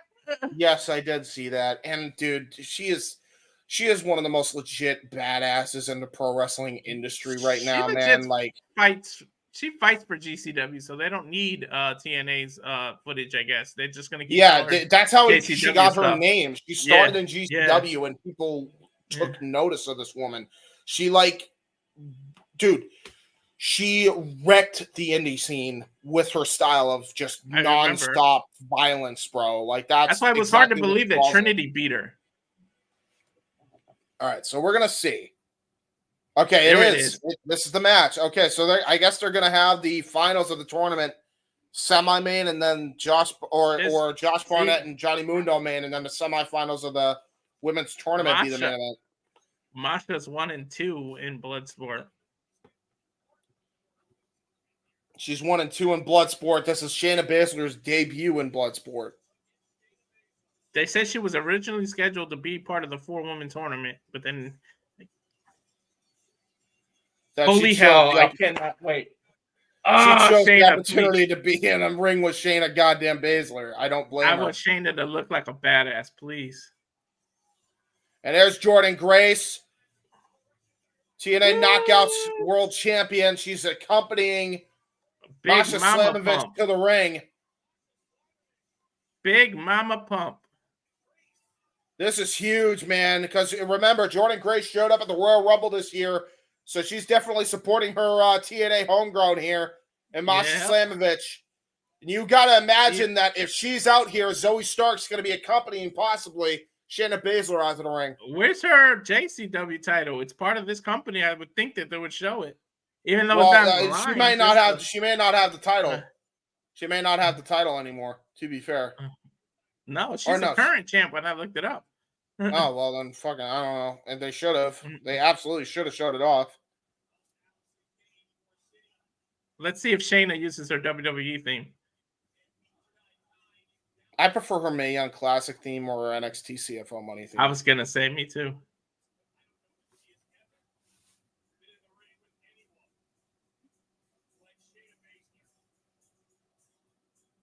I think it is her WWE theme. It is.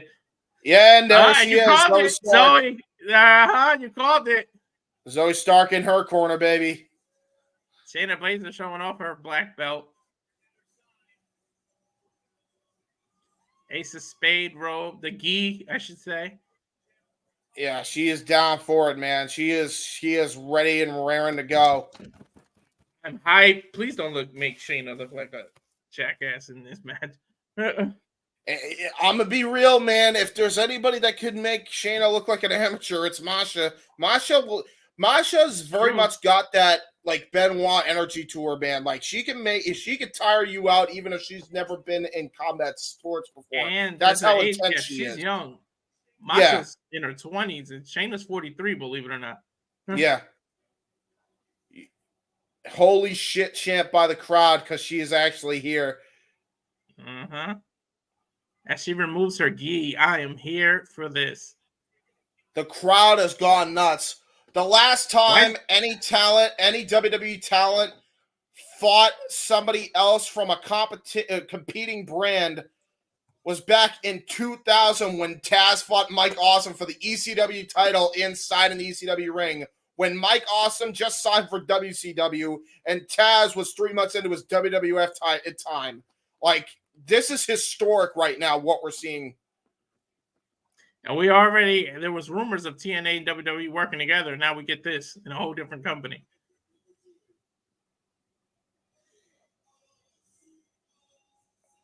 Oh, she pissed off Shayna Baszler, man. We're getting Queen of Spades. This is Queen of Spades here. She is not playing around. She's not fucking around. From South Dakota. Masha Slamovich, she's not to be trifled with, but when you get Shayna on her bad side, Shayna starts it off with a smack right to Masha's face before she backs up. The match didn't even start, and she just open palm striked her. This is Bloodsport, Masha baby. took This Shayna right down, though. Yeah, Masha took her right down. But great defensive attack by Masha. Oh, my God. By Shayna already. Masha just on the open guard. Look, Shayna's holding onto her leg, takes her down. These two are grappling already. Yeah, and the thing is, like, Shayna Baszler is so disciplined in all sorts of MMA styles. So is Masha Slamovich. This is a very even match than most people realize. Masha grabbing her leg of Shayna, trying to put her in a leg lock. They both have each other's leg. It's like a simultaneous leg lock. Heel hook by Shayna, but Masha has Shayna's leg at the same time. So no one's in an advantage, and they just roll through.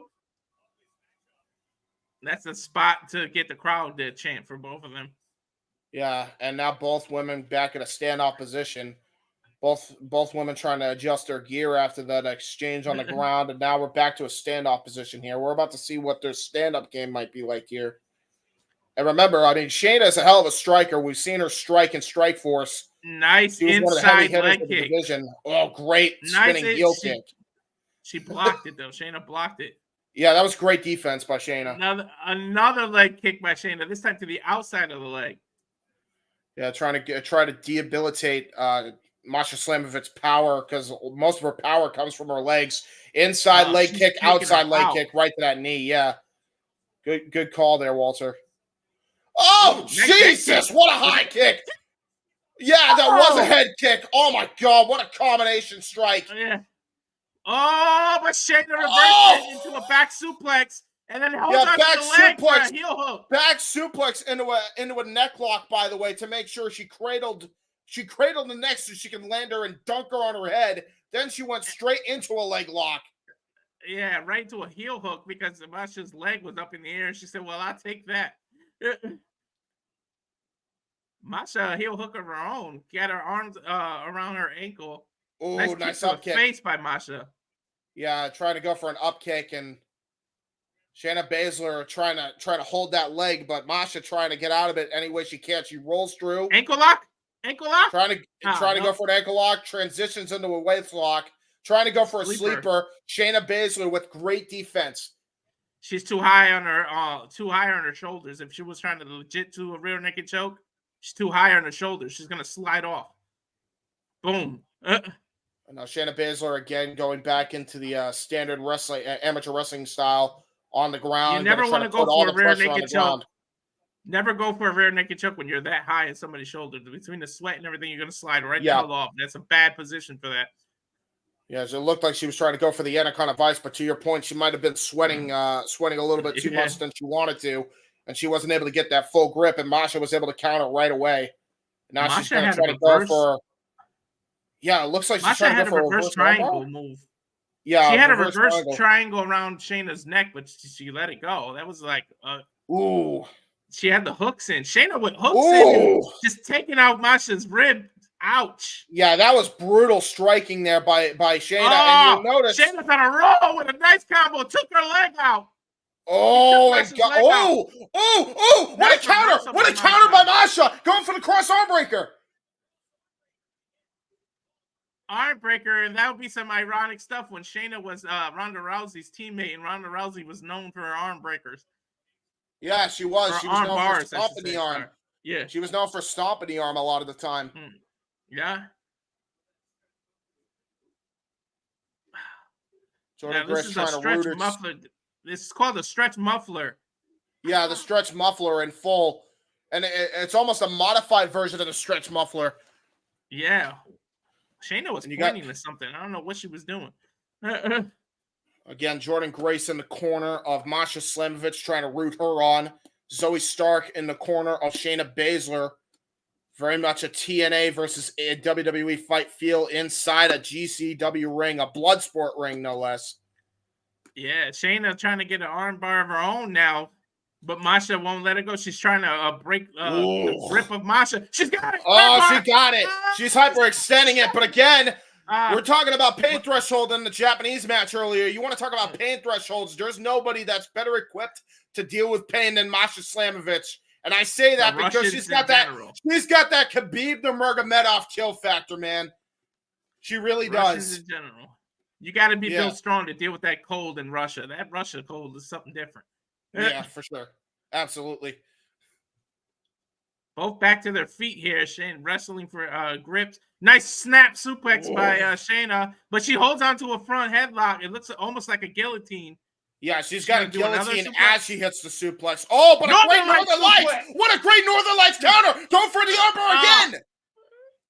Masha did a Northern Lights suplex to reverse this, and now she's trying to do her own armbar.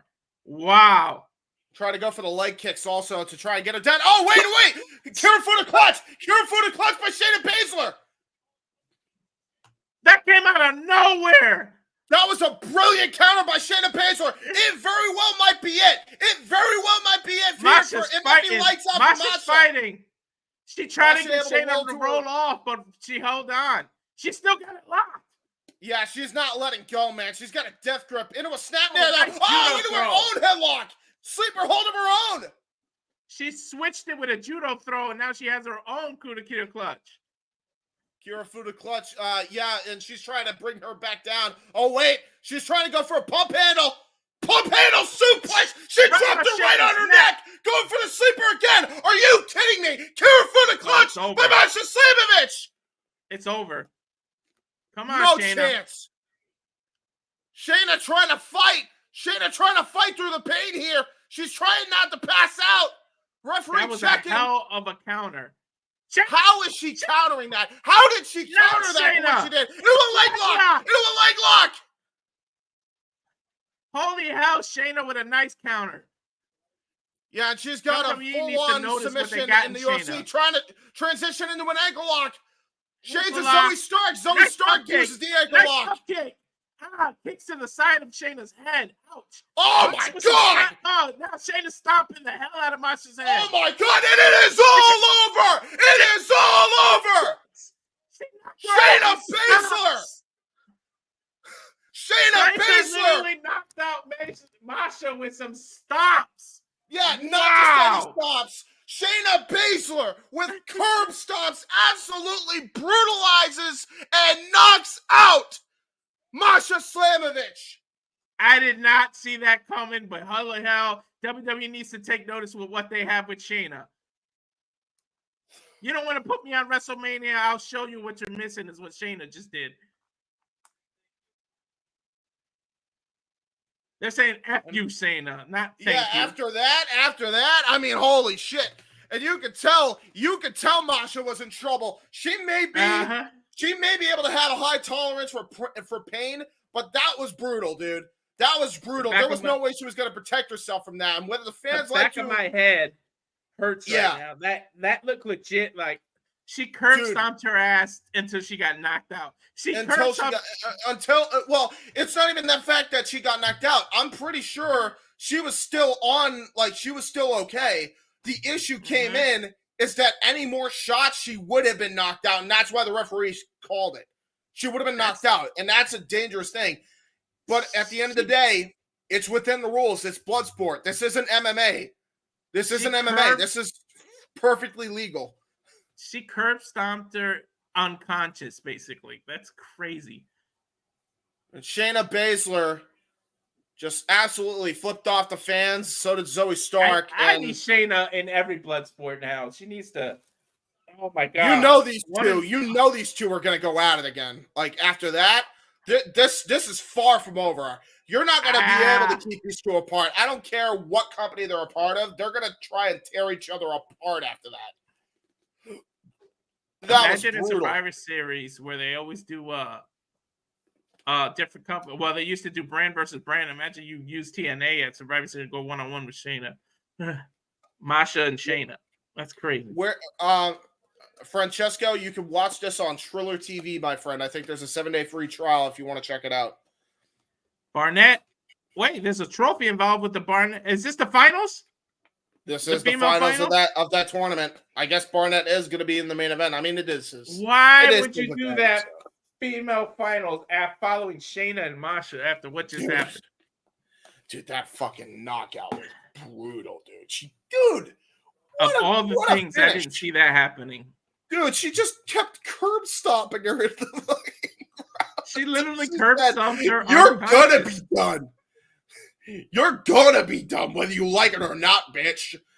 The back of my head hurts, man. I'm telling you, ouch. Dude, I got a concussion watching that. Like, goddamn. Bloodsport ain't no joke, man. Uncle Jeff doesn't need any more concussions. Can we not have it on TV, please? Uncle Jeff's had enough concussions in his 20 years. Thank you. I don't want to anymore. Here we go with the final. Or if you want to go with Dylan, I don't want to. No more concussion. Head try my bed.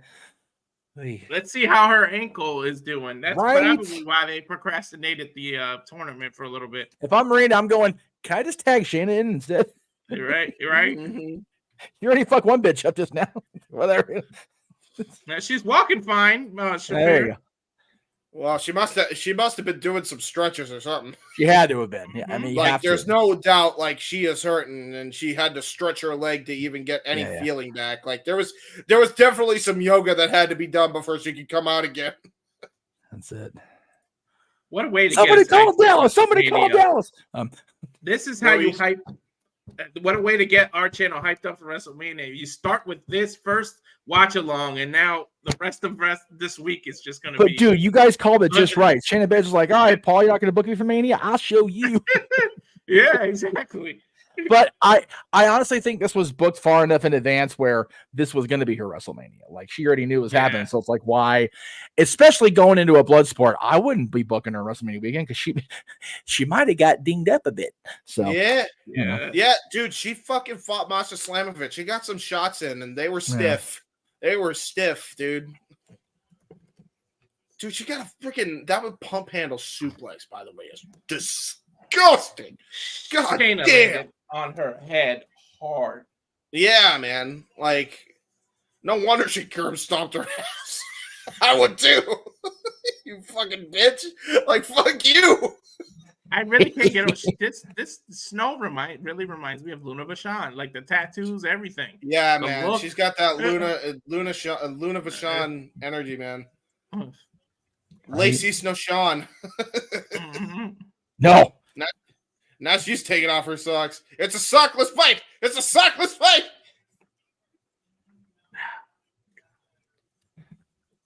This will be interesting, but I feel like this is definitely a win in the column for Snow's going to have to take advantage of the ankle or the knee or whatever. Yeah. She's got this in the bag. If they give it to Marina, if Marina somehow can pull away with this trophy, I would be shocked. Unless they just want to show her toughness. The problem.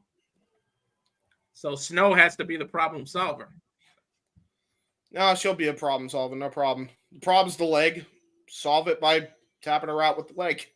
Problem solver. Tyson confirmed. Yeah, that's true. Mm-hmm. Kick her leg out of her leg. Owen style. That's right. Somebody kicked somebody's leg out of somebody's leg. Damn it! This weekend. I kicked your leg from under your leg. I'm not a nugget. You're a freaking Pitbull sitting there going, damn it. Dude, that Jason sensation thing with Owen was the most hilarious shit WWE Dude, did. I miss him. I miss every bit of it. Bell rings were underway. Here we go. Lacey Snow versus Marina Shafir in the finals of this one-night tournament. I would kick the hell out of Shafir's leg right now and just test That's it. exactly Seriously. For real, I would take a leg out of a leg. Yeah, that's exactly what Lacey's got to do here. Oh, she's going to try to go for a leg takedown. You're not going to be able to do that against Marina. Credit to her. Judo throw. Her judo absolutely will counter any hope you have. Uh-oh. Trying to go for that leg lock. Oh, man. Yeah. People forget that not only is Marina Shafir a legitimate badass fighter herself, she's also married to Roddy Strong, who's a certifiable insane person. So I want to see Shafir versus Ronda Rousey in a judo match now. That's that leg lock. I don't now because Ronda's not in her prime anymore. So yeah. By the way, Lacey had that leg lock in tight. By the way, yeah, she did. Yes, she did. I'm surprised she got out of it. By the way, I'm surprised she's not tapping after that. She's not really showing the effects of the earlier match, so that's a good thing. Well, whatever yoga she was doing, she must have been doing DDPY. It's not even yoga. It must have worked because, like, Jesus Christ. It's taking their time. Test of strength now. Double arm takedown, but she couldn't get her. Shafir's trying to take her down. That's how you counter a takedown. So good job with Snow. Yeah, very good. Very good defense. It's very good defensive strategy by Marina Shafir. I mean, she's very good defensively when it comes to the mat game. The problem is her offense when it comes to regular moves, when it comes to the wrestling ability. Like, she needs to find a way to transition her submission moves with a standard wrestling move. Like, sometimes that's all you need, especially in a matchup like this. That's definitely what she's going to need, I think. She's going to say Shafir rolled through, but she's still got her arm in trouble. Snow has a triangle arm bar at the same time. She's going to have to pick her up and powerbomb her, show her strength.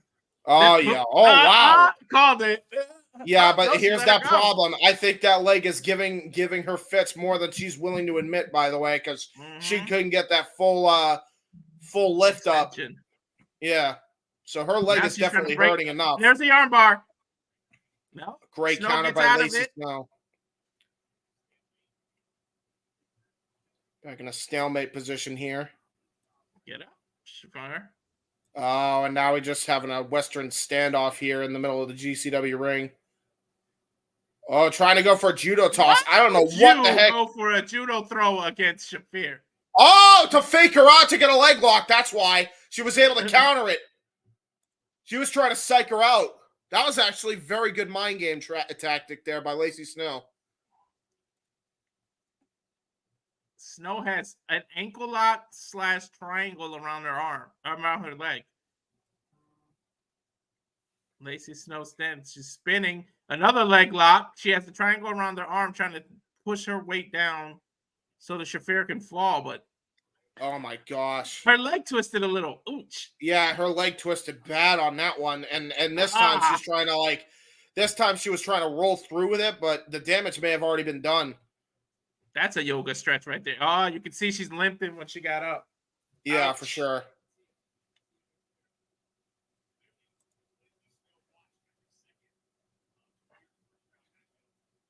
Snow is stalking that leg of Shafir. See, she keeps going for it. You can't. You made that takedown too obvious. Yeah, and Marina Shafir was able to counter at that time, and again, she's great defensively. Oh, that time she was able to get though. Yeah, great bind that time. That was a great leg roll. Trying to really hyperextend that leg. I think she just hammered the knee down. Punch her in the stomach, but Snow just kind of took it. Yeah, Snow's deceptively strong. That's the thing.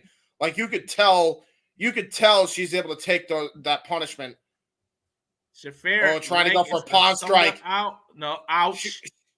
She could twist her knees so bad right now. Yeah, she was trying to. By the way, she was trying to go for a palm strike. Marina Shafir tried to go for a palm strike, and there was no shot of that because Lacey had great defense there.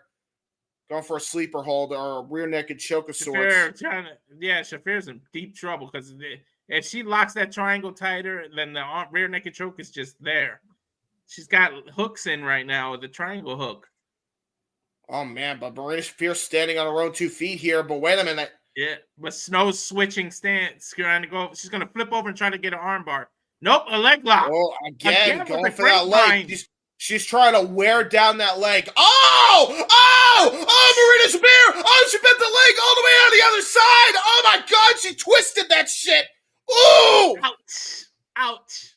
Oh my God. Both women might have a bad leg problem now. Oh, that was gross. You better be flexible as all hell for these kind of matches.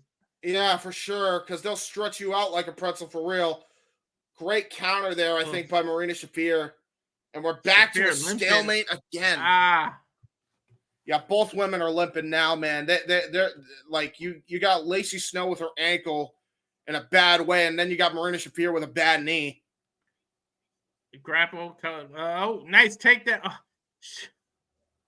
Great takedown Snow again. Is trying to lure. She's trying to lure Shafir so bad. Elbow strikes from the bottom. What's happening?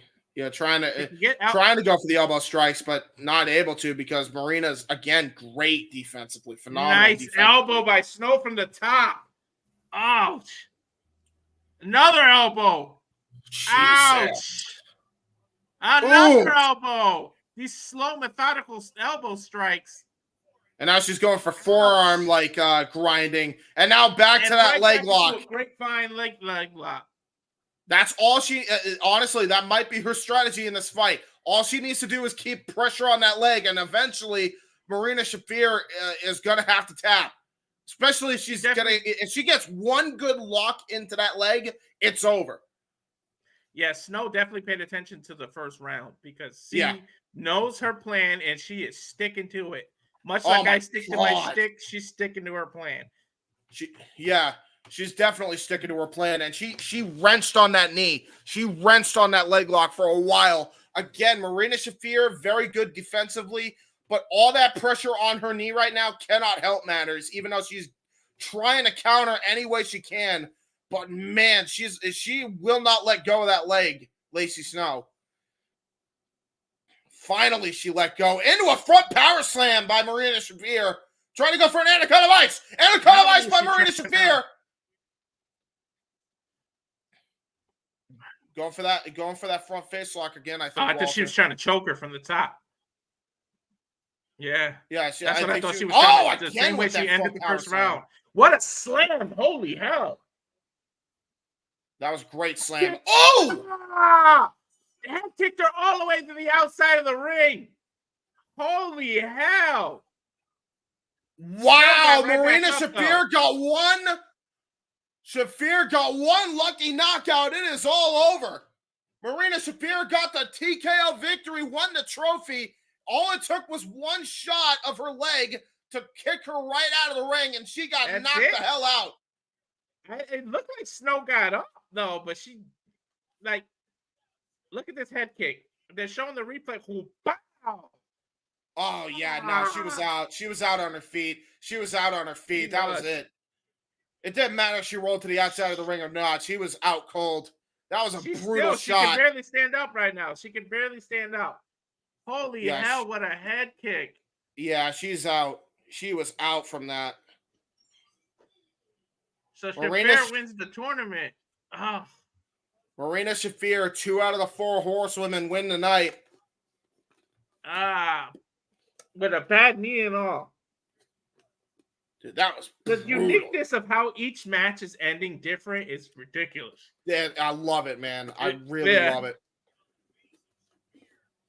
Great honestly, that was a good match. I think it actually followed it quite well. It followed Shaina versus Masha very well. I was surprised by that. Wow, Shafir had a hard-fought victory. I don't think no two matches ended the same, right? Like they really booking everything different. Every single match has been booked different. There's a lot of variety on the show. By the way, she's got Gymshark top on. I wonder if she knows Ethan Payne from the Sidemen. She plugged. Yeah. Shafir limping her way back in. Here we go. Here we go. Josh Barnett, the man who started it all. Like I said, Johnny Bloodsport has history here. He's 2-0 in Bloodsport, and Josh Barnett's 4-1-1. Ooh, well, this should be interesting. I'll tell you Johnny, that. insert last name here. Yes, coming out. I'm just gonna call him Johnny TV because that's what he's known as with AEW, bro.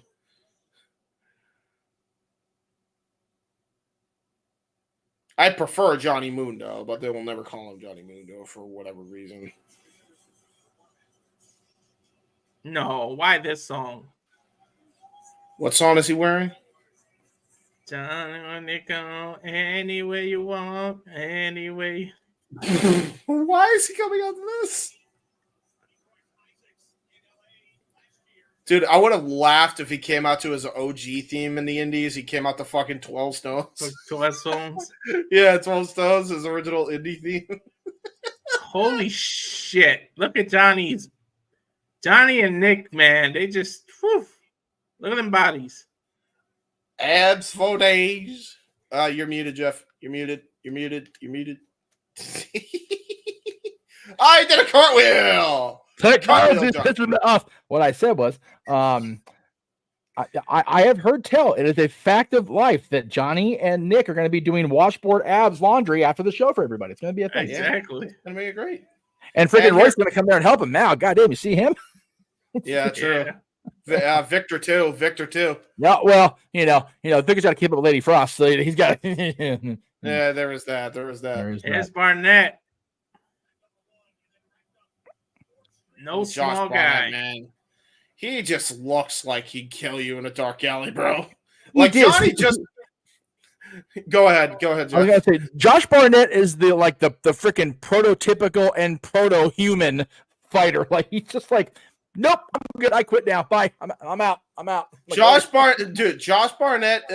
I have one advice for Johnny TV. Johnny, run. Parkour your way out of this. That's right. Parkour your way into Pittsburgh. You'll be safer there. 8 hours away. Did he cut his hair, or is it just in a smaller ponytail? Ponytail. Final match of the night. What a card, man! What a card. Even if this match is like not as good, man, the whole show was great for me. So I'm happy.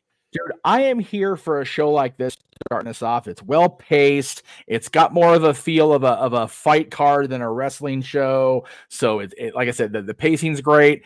And then we've got and that's just the tip of the proverbial iceberg. It's going to be so much fun the rest of the way. I've got stuff to plug for the rest of the weekend. I've got fresh graphics that way everybody at home can see exactly what this man and Noah and JJ are going to be calling all weekend long. So it's going to be, we've still got 4 watch-alongs that we've got matches confirmed for. Another watch-along where we're honoring the greatest in the business. Real quick, I forgot to do my thing because it's main event. Main event time. We go! There we go. Yes. No, you're good. You're doing your deal. But we've got 4 watch-alongs with at least 6 confirmed matches per night. We've got the Hall of Fame. It's going to be, and when they got Raw for Mania, whenever they put that card together. So it'll be bananas. It will. And look at this. By the way, look at this kickboxing background. The weight difference is crazy, but look at the kickboxing background, kind of working in favor for Johnny Mundo here. Yeah, Bloodsport. There you go. Look at that spinning cartwheel to get behind him. Ooh, okay. He's trying to psych him out. He's trying to psych him out. He's actually using his parkour and agility to coincide with his kickboxing. That's crazy. Johnny's no small man. Like he stands height-wise, he stands up to Josh Barnett. Yeah, honestly, they might be at an even weight. I mean, there might only be a 5-pound difference to Josh Barnett here. I wouldn't be surprised by it. Johnny Bloodsport ended up on top after that roll in. He's gonna go for Kimura, it looks like. Yeah, there's no way you're going to get a Kimura from that, though, because Josh Barnett's been putting that move before. He knows how to get out of something like that. No, man, he could just elbow Johnny right now, right? Where Johnny's putting his face at, couple of elbows. Yeah, hammer. Look, Barnett reversed it. Yeah. And now he's got the weight advantage, at least the lower center of gravity. He's on top, and now he's got Johnny grounded here. Yeah, And Johnny's got a bad open guard, man. You can get through that guard easy. Yeah, it's absurd, and he knows that. He knows that. You can tell. Oh, wait a minute. Whoa, Johnny with a nice. He went from the ground and kicked him right in the knee. Yeah, and he's trying to do that again. He's trying to do the Anderson Silva style here. That's exactly what he's trying to do. He's fighting capoeira, is what he's doing, the Brazilian style. Yeah, that's what I'm saying. He's doing the Brazilian style that Anderson Silva made famous for sure. Yeah, he must have been taking some lessons because like he's got some. He must have been playing. He must have been playing Tekken as Eddie. Yeah, true. Yeah, that's exactly what he's doing. He's playing Eddie and Tekken. Mm-hmm. You know, mixing it in with a little virtual fighter El Blaze. Anybody? Yeah. Now, why would you roll? He rolled Josh on top of him, man. You don't want someone that much. Why are you doing that, man? Like, oh my God, Johnny has no hope in hell, man, against Josh. This is an easy, like, this might as well be an exhibition fight for Josh here. Right? Johnny, last name redacted because he keeps changing it. Oh my God. He dragged him into a leg lock. Ouch. Yeah, dude. Oh my God. And now he's got him in a heel hook. Oh my God. Johnny was Johnny's so flexible. See that? That was great. That was his flexibility coming into play here. Oh no, he's got him in a gut wrench. Into a gotch style. It looks like he's trying to power bomb him if he can just pick him up. Nope, they rolled.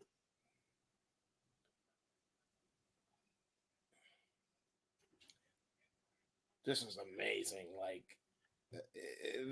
this makes it fun, man. Like, like, there's still pro wrestling elements where they suspend your disbelief because Josh Barnett would easily kill Johnny Mundo, but like the fact that they're actually making you believe that there are ways Johnny can counter him is great. Oh, so like Kagari crab attempt. Oh, and he twisted his knee when he tried to counter it, and now he's gonna try to roll towards the apron to get a rope break here. Dude, Johnny Bloodsport can play Spider-Man at this point. Damn. Yeah, he could. Now, which one will he be? Will he be Miles Morales or one of the 4 Peter Parkers? Man, the way he's getting around the ring. Josh is on top now. Looking for a rare naked or a sleeper. Yeah, Johnny actually has good defensive when it comes to on his front. He actually was able to defend that quite well. It's when he's on his back, his defense is ass. As you said that, he goes right to his back, and now it looks like he's trying to and that was all because Josh Barnett forced him on his back with that armbar attempt. Yeah, great agility though by Morrison. He used a kick up to get up. That's exactly what Johnny has to do, man. He's got to use his agility and his kickboxing. He's got to use those to his advantage here. I'm telling you, Johnny was parkour before parkour was a thing, man. Yeah, for sure. That's like a weird reverse choke Johnny's trying to go for, or an armbar. Yeah, trying to go for some sort of armbar, yeah. Or Kimura. Now he's trying to turn it into a Kimura. Yeah, but there's no way. Josh Barnett's way too experienced when it comes to a move like that, man. He knows exactly how to defend against a move like that. Yeah. And he's doing the right thing. He's changing his center of gravity. He's bridging so that it's harder to get him. I thought he was going to try to knee Johnny in the back of the head. Yeah. Oh, there he is. Yeah. The minute you say that, speak and it shall happen. And the leg scissors there by Josh Barnett. That was brilliant agility there by Josh Barnett. Now going for his own Kimura. No, a headlock. A triangle headlock. A triangle choke. God. He's trying to go for nice elbows to the nose. He was hitting the bridge of Johnny Bloodsport's nose. Yeah, Johnny got screwed up by those. Like, and that could affect your breathing too. When you are in a sport like pro wrestling and or MMA or a hybrid like this, where it is all about conditioning, that is bad news for you. Now he's going for leg kicks and up kicks. Ooh, there's that parkour into a lariat. That was great. Tried to go for a pin, though. Him, and then remember the rules. He tried to go for a pin, and he forgot about the rules for a second. Yeah. Yeah, nice choke, though. Rear naked choke. Great. He's got the bottom triangle rear naked choke to make Josh Barnett have trouble to breathe when you go for a choke like that and you put the the leg triangles in it, it makes it harder for them to breathe. It's restrictive on the throat and in the stomach. Yeah, and you got to imagine Johnny almost screwed that up for himself. He might not have gotten that choke in. He's lucky that Josh Barnett was stunned after that parkour lariat before, that he was able to pull that off. But Josh Barnett was still able to at least get some wherewithal to fight out of it, because he knows how to get out of a choke like that. He's done it for years. He dragged him to his feet in a nice back suplex. Out. Saedo suplex, and good night. I'm shocked he's not knocked out by that. Oh! My God, what a spinning heel kick. Are you kidding me? How is he not out? What is he? A gut wrench? Is he trying to pick him up and do a gut wrench? Dr. Bomb incoming! Oh my God! Right on his head! It is all over! It's over! It is all over! Are you kidding me? I thought he was going for a gut wrench, but he literally dropped Johnny on his back of his head and laid him out. Literally a knockout. Dude! Full-on deadlift, gut wrench, powerbomb, dropped him right on the top of his head, knocks out Johnny Mundo, Johnny Bloodsport, whatever you want to call him. He's right Johnny now. No name after that knockout. He doesn't Johnny even Stars, because that's what he's seeing right now. Yeah, John Hannigan was 44, folks. Oh my God! Jeez, what a brutal! Dude, that might have been one of the most brutal Dr. Bombs I've ever seen, dude. He's seeing. Remember when John wasn't paralyzed? I remember. Yeah. Jesus Christ. Jesus, man. It looked brutal and it looked legit. Yeah, it did. That was legit, man, for real. I mean, so was everything else leading up to that, man. Like, that was brilliant shit. I love it. Great. I love how Johnny forgot the rules for a second. You seen that? Josh Barnett wins his own card. Now he really is Johnny Redacted. There you go, Matthew. Yeah, he is Johnny Redacted. I said that earlier, man. Johnny Redacted. Yeah, that's why I said now he really is. It's a real thing. Jeez. Well, let's be real. The reason why he won is because he might have legitimately won. I was gonna say, somebody call Taya. Johnny's not coming home ever. Okay, he's not coming. Barnett grabbed the mic. Let's see. I guess he's gonna thank everybody for showing up. Let's see. Yep. Oh Lordy. He beat the shit out of me, but I love you too, said Johnny Mundo. I love you. I can't speak right now, but I love you. Handshake. He's so tall he didn't even have to bend down to reach Johnny from the ring to the ground. Isn't that ridiculous?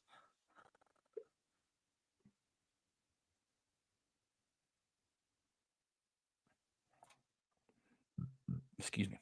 Sorry. Folks, let us know. This might have to. How often are the Bloodsports? Annual? Every April? We got to do more. Semi-regular, pretty much. Yeah, I love it. I love it, man. There you go. Clear with the. Oh, wait, did I get it?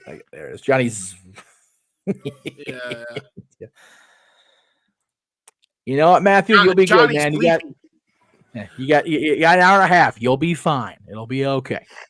WrestleMania predictions easy peasy compared to some of the shit we do on No DQ. You're fine, man. You're fine.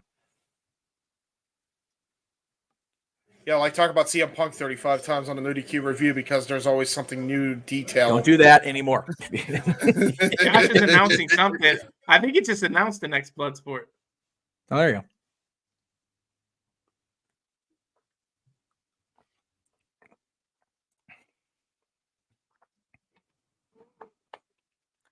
He said, watch it on Thriller, but I missed what he said.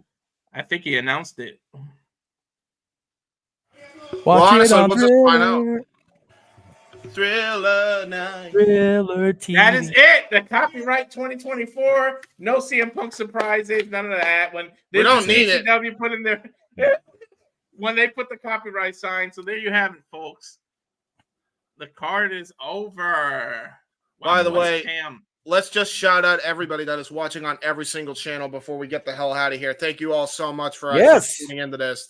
Yes. I had a blast, man. That was a great show. That was a great show. All right, let's go around the horn and say what we thought about it and then do some shills and we can get out of here. No, I mean, it's really you two because I didn't get to see a lot of it because I was producing and doing all the other shit back here. So I what loved did it, you think, man. James? I loved it. I knew something about this show was going to be special. I'm like, this is a good, and I went in pretty much blind, folks. Like I went in so blind. You wouldn't know it the way I called it, but like I went in so goddamn blind. And he researched more than I did, which is why he was mainly the play-by-play, and I was kind of the Mike Goldberg kind of deal, you know. But man, I was so happy with how that turned out. That was a great show from top to bottom. Like there was not one boring match on the card. They all meant something. Everything felt different. I think you even said that, Walter. It was every knockout was different. Every submission was different. It wasn't the same ending. no, and that's how real MMA cards feel like. Yeah. No, it was great. It was a great show. Overall, like I think this was definitely an A+ show. I can't see one wrong thing with it really. Like it was just a great wrestling card. It was a great MMA/wrestling hybrid card for real. And the fact that's how you book Shaina. WWE needs to pay attention. that was great. Yeah. That was a nice touch. That was very cool on Triple H's part to let that be a thing. So Matthew says, I really hope they do run back Shaina versus Masha and TNA WWE or both. Let the WWE TNA war begin. Dude, I would love that, man. I mean, have the first match in TNA or have the last match in WWE. That's how you book the 3-match series, dude. GCW, TNA, WWE. There you go. Well, Cleaver says this was fun. Nice job, fellas. Thank you. And then Noah says, I can get it to work. Possibly. There it goes. You both did amazing. I literally watched the whole show and listened to y'all. I love Bloodsport. 3-1 in the row I watch now. So there you go. Yeah, no, I agree. I had a great time calling this. Yes. Yeah. And Hopefully they do another big major one where Noah's available and we can do this again with Noah. Well, the next time we will see Mr. Foster is just under an hour and a half from now because coming up at 8 p.m. Eastern tonight, 5 Pacific, the second round of WrestleMania predictions for Simply Predicting. For those of you that did not get a chance to be on Tuesday's show, tonight is your night because Thursday, tonight, April 4th, 8 p.m. Eastern, 5 Pacific, you guys will be live. Whoever's going to be on that show with Noah will be live at that time to do their WrestleMania predictions sometime tonight, hopefully. Depends how birthday for dinner for Dylan goes. I'll be on with my predictions for both Stand Deliver and both nights of WrestleMania tomorrow. If ever the Weeks Are Gonna Die tour was going to be a thing, it'll be tomorrow alone. Okay. Shoot. Because we've got Simply Predicting coming up at 3 p.m. Eastern, noon Pacific with Noah and everybody. Immediately after that, we will be on with our Dad's Not Always a Wrestling episode featuring WrestleMania's greatest women's championship matches. And what I mean by that is every championship match that has featured the ladies at WrestleMania will be in contention. And this is all of them, believe it or not. There's been a lot more than I thought there were, to be perfectly honest with you. Yeah. But and the fact those that are the ones title has never been defended. It's ridiculous. But you know what? I was wrong about that. WrestleMania 30, the Vicky Guerrero showcase. AJ Lee defending against everybody. Mm-hmm. Oh, yeah. Okay. I had forgotten about that, and that's my bad to April and to everybody else involved in that because the Divas title get defended once. It took the greatest Divas champion there ever was, but it was defended. So, and there is a post on my Twitter or X or whatever, the Twix. We're calling it Twix, goddammit. It's my show. Go left or right side. Mine tends to hang in the middle. That's a whole other story. But there is a post on all my socials actually right now asking for your guys' opinion of what are the greatest female-centric championship match WrestleMania. I've had literally one comment across 3 platforms. You guys, you guys are killing me. So please don't let Josh Mansfield be the only comment, ladies and gentlemen. Okay. We need some help for tomorrow. And then, of course, we get into watch-alongs again. Off we go. Noah and James are calling this shit tomorrow. My goodness.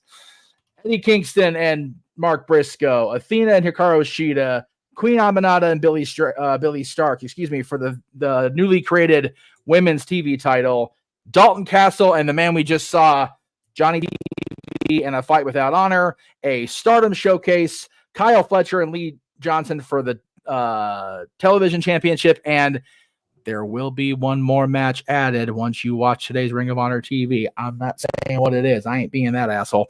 And then the Hall of Fame, of course, tomorrow night after SmackDown, 10 p.m. Eastern, 10 p.m. Pacific. These are the inductees this year: Bolt Nakano, the U.S. Express, Thunderbolt Patterson, the greatest Muhammad Ali, Liam Maivia, and man, if ever there was a guy that needs to be at the lead of this class, and if ever there was a guy that Roman Reigns should be inducting, it is Paul Heyman, and I'm so happy for everybody there. We're going to get Roman Reigns and The Rock both doing Hall of Fame induction speeches. Let's fucking go tomorrow night. Dwayne, please don't go as long as you did in 2008. People have work the next day. Okay? Like, all the commentary teams for me need to be up at like 8 o'clock, 9 o'clock the next morning. Can we not fuck around tomorrow, Dwayne? Please, like, seriously. I'm begging you, Dwayne. Amen to that. Amen to that. I'm still sitting the Amway from 2008, you bastard. Like, knock that shit off. Anyway, Saturday morning for us, middle of the day for you kids on the East Coast. NXT will indeed stand and deliver. 6 great matches booked for that show. The NXT Championship, the Women's Championship, the Tag Championship, North American Championship. This long overdue battle between Thea and her friends and JC Jane and her folks, and then main eventing, which is so fucking cool. Carmelo Hayes and Trick Williams will be main eventing Saturday morning or Saturday afternoon, I guess. So excited for Trick Mello game. Saturday night, of course, night 1 of WrestleMania. 7 matches booked for there, including arguably the biggest tag match in WrestleMania history this side of the inaugural show. Yeah. We'll be back on the open mic night, of course. I would call it regular open mic night, but that's always a misnomer, calling anything open mic night regular or normal. So we'll see how that goes. Slammies, of course, will be Sunday morning for us, 7 a.m. We're going to be on because they're starting at 7:30 Pacific, but we're going to get a little bit of lead time. So, yeah, we'll be off the air at midnight, hopefully, for open mic night. And then back up we go again for 7 o'clock for the Slammies. WWE truly hates Jeff Meacham. Thank you very much. Sunday night, of course, night 2 of WrestleMania. Will the story finish?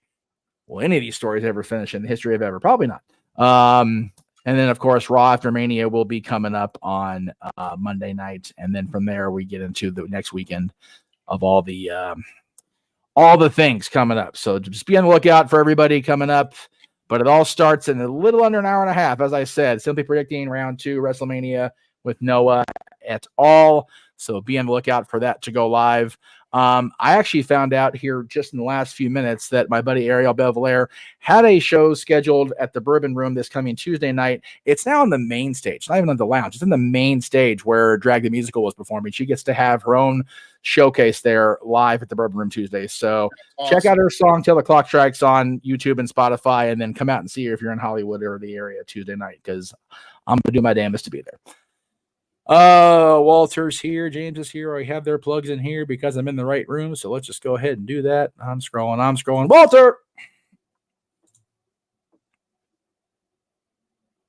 Walter, it's up. It's up for you. Plugs, bud.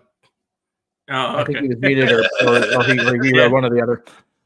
Yeah. So at the Rage of Wrestling YouTube channel, which later also, we're going against Noah at 8 o'clock. JJ and I are doing something special. We will have a guest that won't say who it is, but there will be a third person. But we're doing the top 10 WrestleMania matches that should have main evented the respective WrestleManias. Yeah, that we got the Cowfire Farms Instagram, and then on Twix, Twitter. We call it Twix here on Jeff Meacham Network, but at Walter Alex Cruz. And I'm finally unsuspended because that was stupid as hell. I got suspended for talking about the belt whippings that Rock got, and I somehow violated the violent threat of violence somehow. Huh? Yeah. I mean, to be fair, The Rock and Roman violated those two boys first. What the fuck? That shit was on television and everything. Yeah. No. It was on social media. The Rock wouldn't stop after the camera stopped rolling. Yeah. I don't think that was supposed to be legal. Jeff didn't have the graphic for tonight, so I just sent it to him. So you got to give him a minute to be able to put it up there. Oh, okay. I didn't know. Okay. Do you have a graphic for the thing on the no DQ meetup on Sunday? Do either of you have? Is there a graphic, or do I just say, "Hey, no DQ meetup at this time"? No DQ meetup at what? I know Big it's on Mother Sunday. G did have a graphic on Okay. Sunday, but it was like all cut off by Facebook, so I didn't want to. Got The it. way it's cut off, Okay. he's got to redo it. Yeah. Okay. Lovely. Well, Facebook it is going to be Sunday after the At 1 Slammies, p.m. right? 1 p.m. Eastern. What time is it at? 1 p.m. Okay, so yeah, definitely after the Slammies. Okay. All right. So while you get that graphic, man, I'll do my plugs. Or yes. okay, awesome. Ladies and gentlemen, you can find me on the social at youtube.com and Twitter, twix.com at jhebertside95. And also on Facebook at James E-Man Hebert. I do really cool and dumb things on the internet. So go check that out if you're interested in seeing that. Jay Hebert's side has been making a major comeback recently. We are on a roll. We only missed 1 week this time. Every other week, we've had 2 uploads every week for this podcast. And we're going to be having 2 more. And I thought there wasn't going to be wrestling related this week because I thought I was going to be covering boxing in one and anime in another. But then the Punk interview dropped. Right. I was going to say.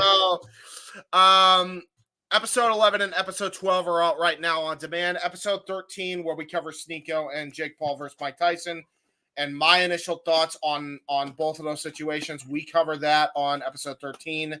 Episode 14 is a 3-hour-long, in-depth conversation with my buddy Ryan, where we cover what Punk said, word for word, as best we can.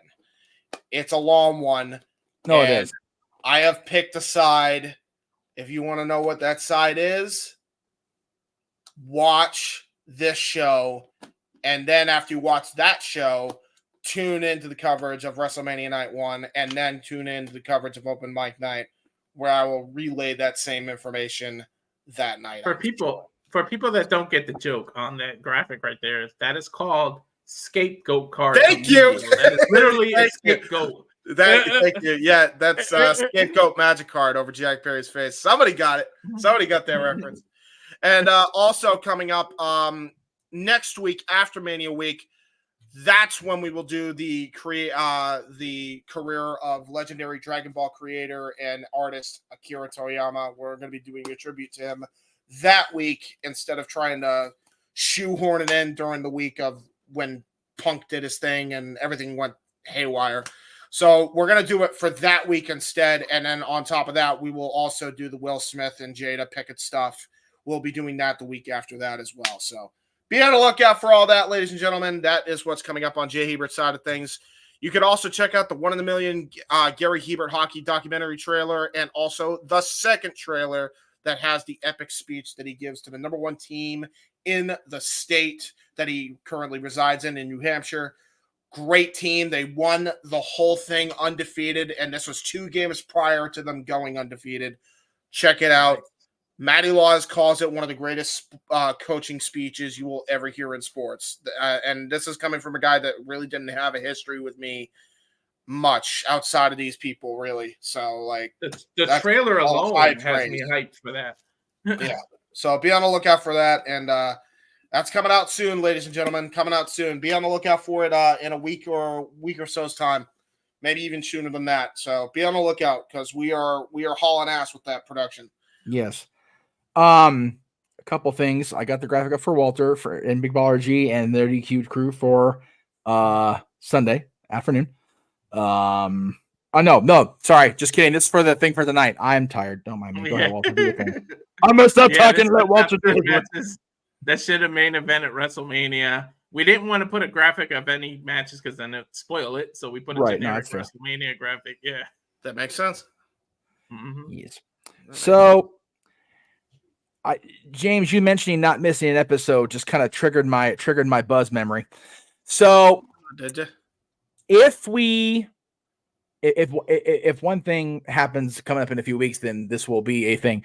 If we have to, we will have one of our rare open mic night happy hour, brunch, whatever called, on Sunday, May 12th at 4 p.m. Eastern. And that's if, and it's a big if, but it was announced this week, we may have a team outing at Netflix's A Joke Fest with Sami Zayn at the Avalon in Hollywood on Saturday night. That is fair. Okay. So if doors are at 7:30, open mic night's usually at 8 p.m., that's no work. So, right. So if we do go to the Sami Zayn show, which we are hoping to do, we will have open mic night happy hour the next day before the No DQ review. That way we don't interfere with them, because I am messing with Virtue on a Sunday. And you know what? There may not even be a No DQ review because he may still be in his honeymoon. I don't even know how it's going to work because he's getting married on May 4th. So may the 4th be with him. May the 4th be with him and all of us, because that's an all day. You know what? I got one of those too. Hang on. I got time. I ain't going nowhere for a minute. Hang on a minute here, because I had two different options ready, but one of the variables fell through, so I'm definitely not doing Plan B. So Plan A will go into effect for this day. So on May 4th, once we get past the craziness of April, a short time from now, throughout a multiverse not so far away, yes, we will have Backlash at 8 p.m. France time, Central, Eastern, whatever the hell they're calling that shit back there. Plus a full recap of NoDQ.com that I'm doing because Aaron's going to be Richard's wedding. In the middle of all that, we'll have our throwback episodes of Dads, where JJ and I ranked the movies of the saga, all 9 of the main movies, and the two I guess, anthology, if I can term, Solo and Rogue One. And then we'll finish off the night with open mic night, but it'll be game night, Star Wars trivia. And that's literally, we start at noon Pacific, and we go through all the way through a usual open mic night. So we're going to be on the air pretty much for 12 straight hours on May 4th. Yay! Actually, May 4th is actually my brother's birthday. He's heard May the 4th be with you his whole life because he was born in the same year. And it's one of those, the tentative quasi plan was for me to be in full effect in Galaxy's Edge. I had a graphic ready for that, but with going to Disneyland on May 24th, there's no money for the 4th. So it's like, okay. Yeah, so, but we will be having a Star Wars day all the second half of that day. So be ready, kids. Again, the 2 Dads episodes are obviously on demand. They'll be re-streamed during that time period. Backlash will be live because they'll be in France, and then we'll be live open mic night. But nobody's obligated to be there for the whole day except my dumbass, because I need content. But that's in May. Of course, we've got everything coming up this week. So please, again, thank you everybody that was here for this first watch along of the weekend. It's only the first one, and we're already done. It's beautiful. I love it. Supercard of Honor and Hall of Fame tomorrow. Stand Deliver on Saturday. WrestleMania Saturday and Sunday. Raw on Monday. And then again, we've got Battle of the Belts next Saturday. We've got Windy City Riot next Friday from New Japan. Every company in the world that we cover has a show between now and the 21st. It's awesome. I'd love to see it. Yeah, and then TNA will be back on May 3rd. So with Under Siege. So everybody's working, everybody's busy. And then we've got Match Game coming up at the end of the month. So we've only just begun, as the worst plain customer in history would say, but he's also the greatest of all time. So, there is that. That's true. And then there's another Star Wars series premiering on Disney Plus, and there's always content going on in one of the space universes or another, because I know Star Trek Discovery started their last season this morning, last night, whatever the hell it was. So still waiting for that Star Trek Star Wars crossover all these years later. You know what though? After everything we've seen in the corporate world, if Disney and Paramount or whatever the hell, whichever version of that company owns Star Trek this week, don't get together, they're leaving money on the table at the end of the day. That is true. But we'll see what happens. Thank you guys very much. He is Mr. Reliable, Walter Cruz. He is the He-Man, James Hebert. We will see him tomorrow on the call for Ring of Honor.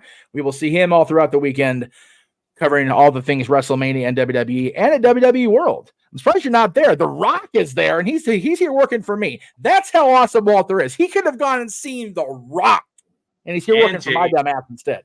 So for free at that. So thank you guys very much. We will see you if you're watching on the Casa. We'll see you here in a short and Noah's channel. We'll see you in a short here for Simply Predicting. If you're watching across the multiverse, you'll see me later tonight. God, I hope. And then off we go tomorrow, guys. Have a wonderful rest of your Thursday night, Friday, and the weekend. And we will be back right here across the Jeff Meacham Network, Multiverse of Media. The Jeff Meacham Network's Multiverse of Media. For over 15 years, the recognized symbol of excellence and the standard bearer in coverage of sports and entertainment.